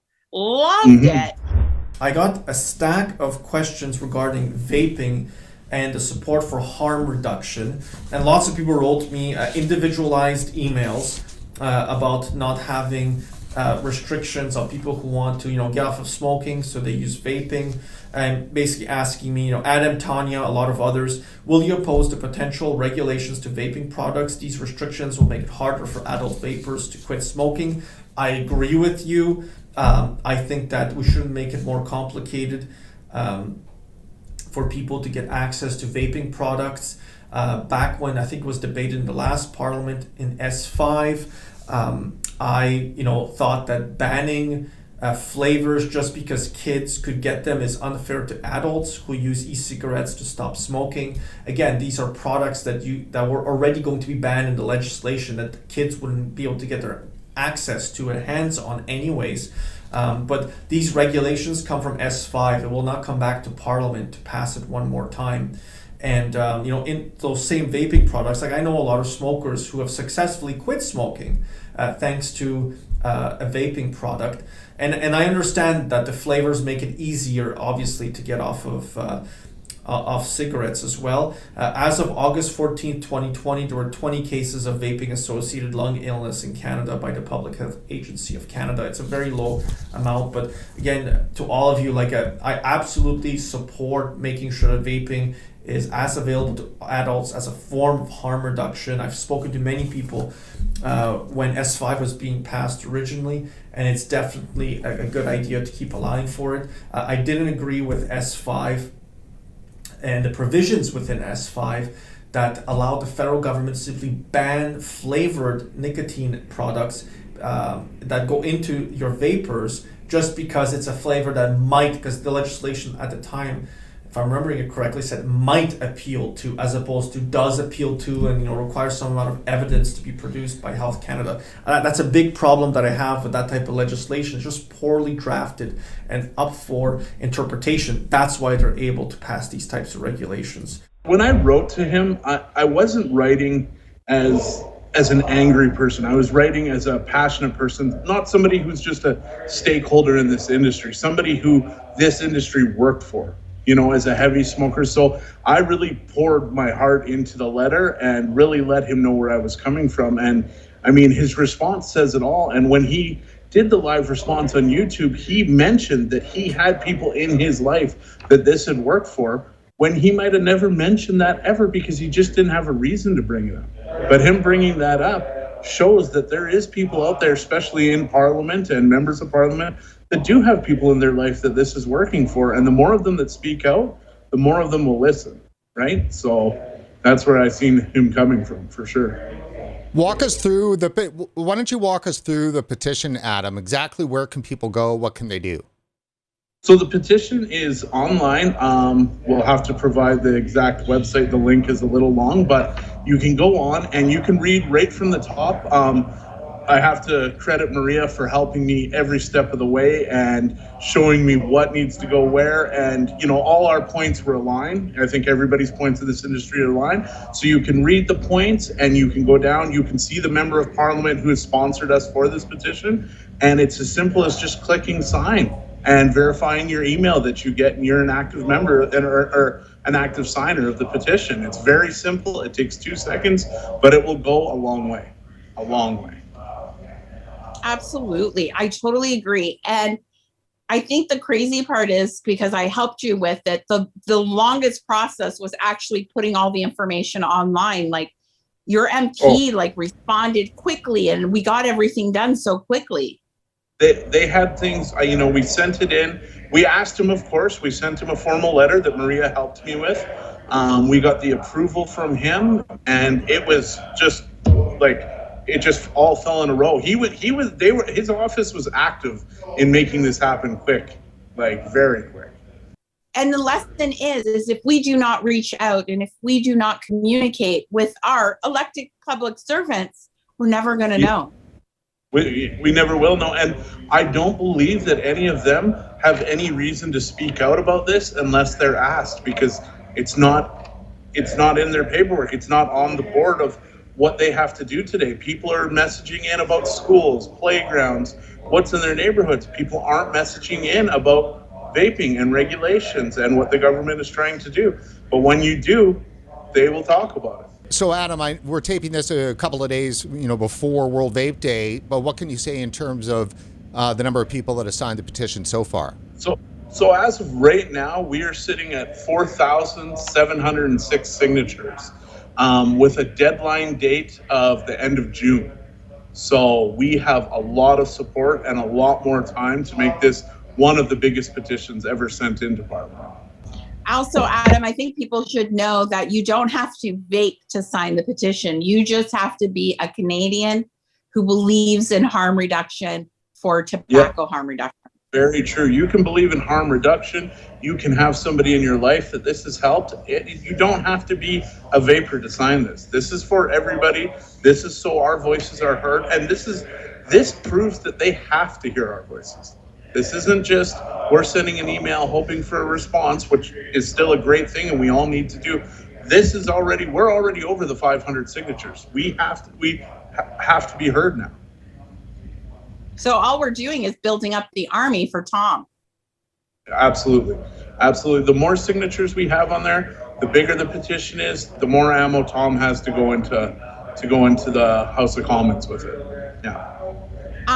One last thing I wanted to ask you is if there's any advice that you can give to a consumer out there, someone who vapes, and what role or what they can do to, let government know, especially Health Canada and our members of Parliament know about vaping. What would you recommend to them? So there's a few things I would recommend. I would recommend, first of all, inquiring at the vape shop that you go to, your favorite vape shop, what they're doing for advocacy and following their steps, whether it's an email campaign, the petition to sign. But I would also recommend speaking to your friends and family. I would recommend, sending it. They can send emails to their MP too. You don't have to be a stakeholder to send an email. An MP is going to listen to a constituent that this is work for, that is just the average consumer. They want to hear from these people. These are the people that vote for them. So I think, to break it down, following steps at your local vape shop of advocacy, sending an email into your MP, signing the petition, talking to people around you, letting your voice be heard. People need to know this works.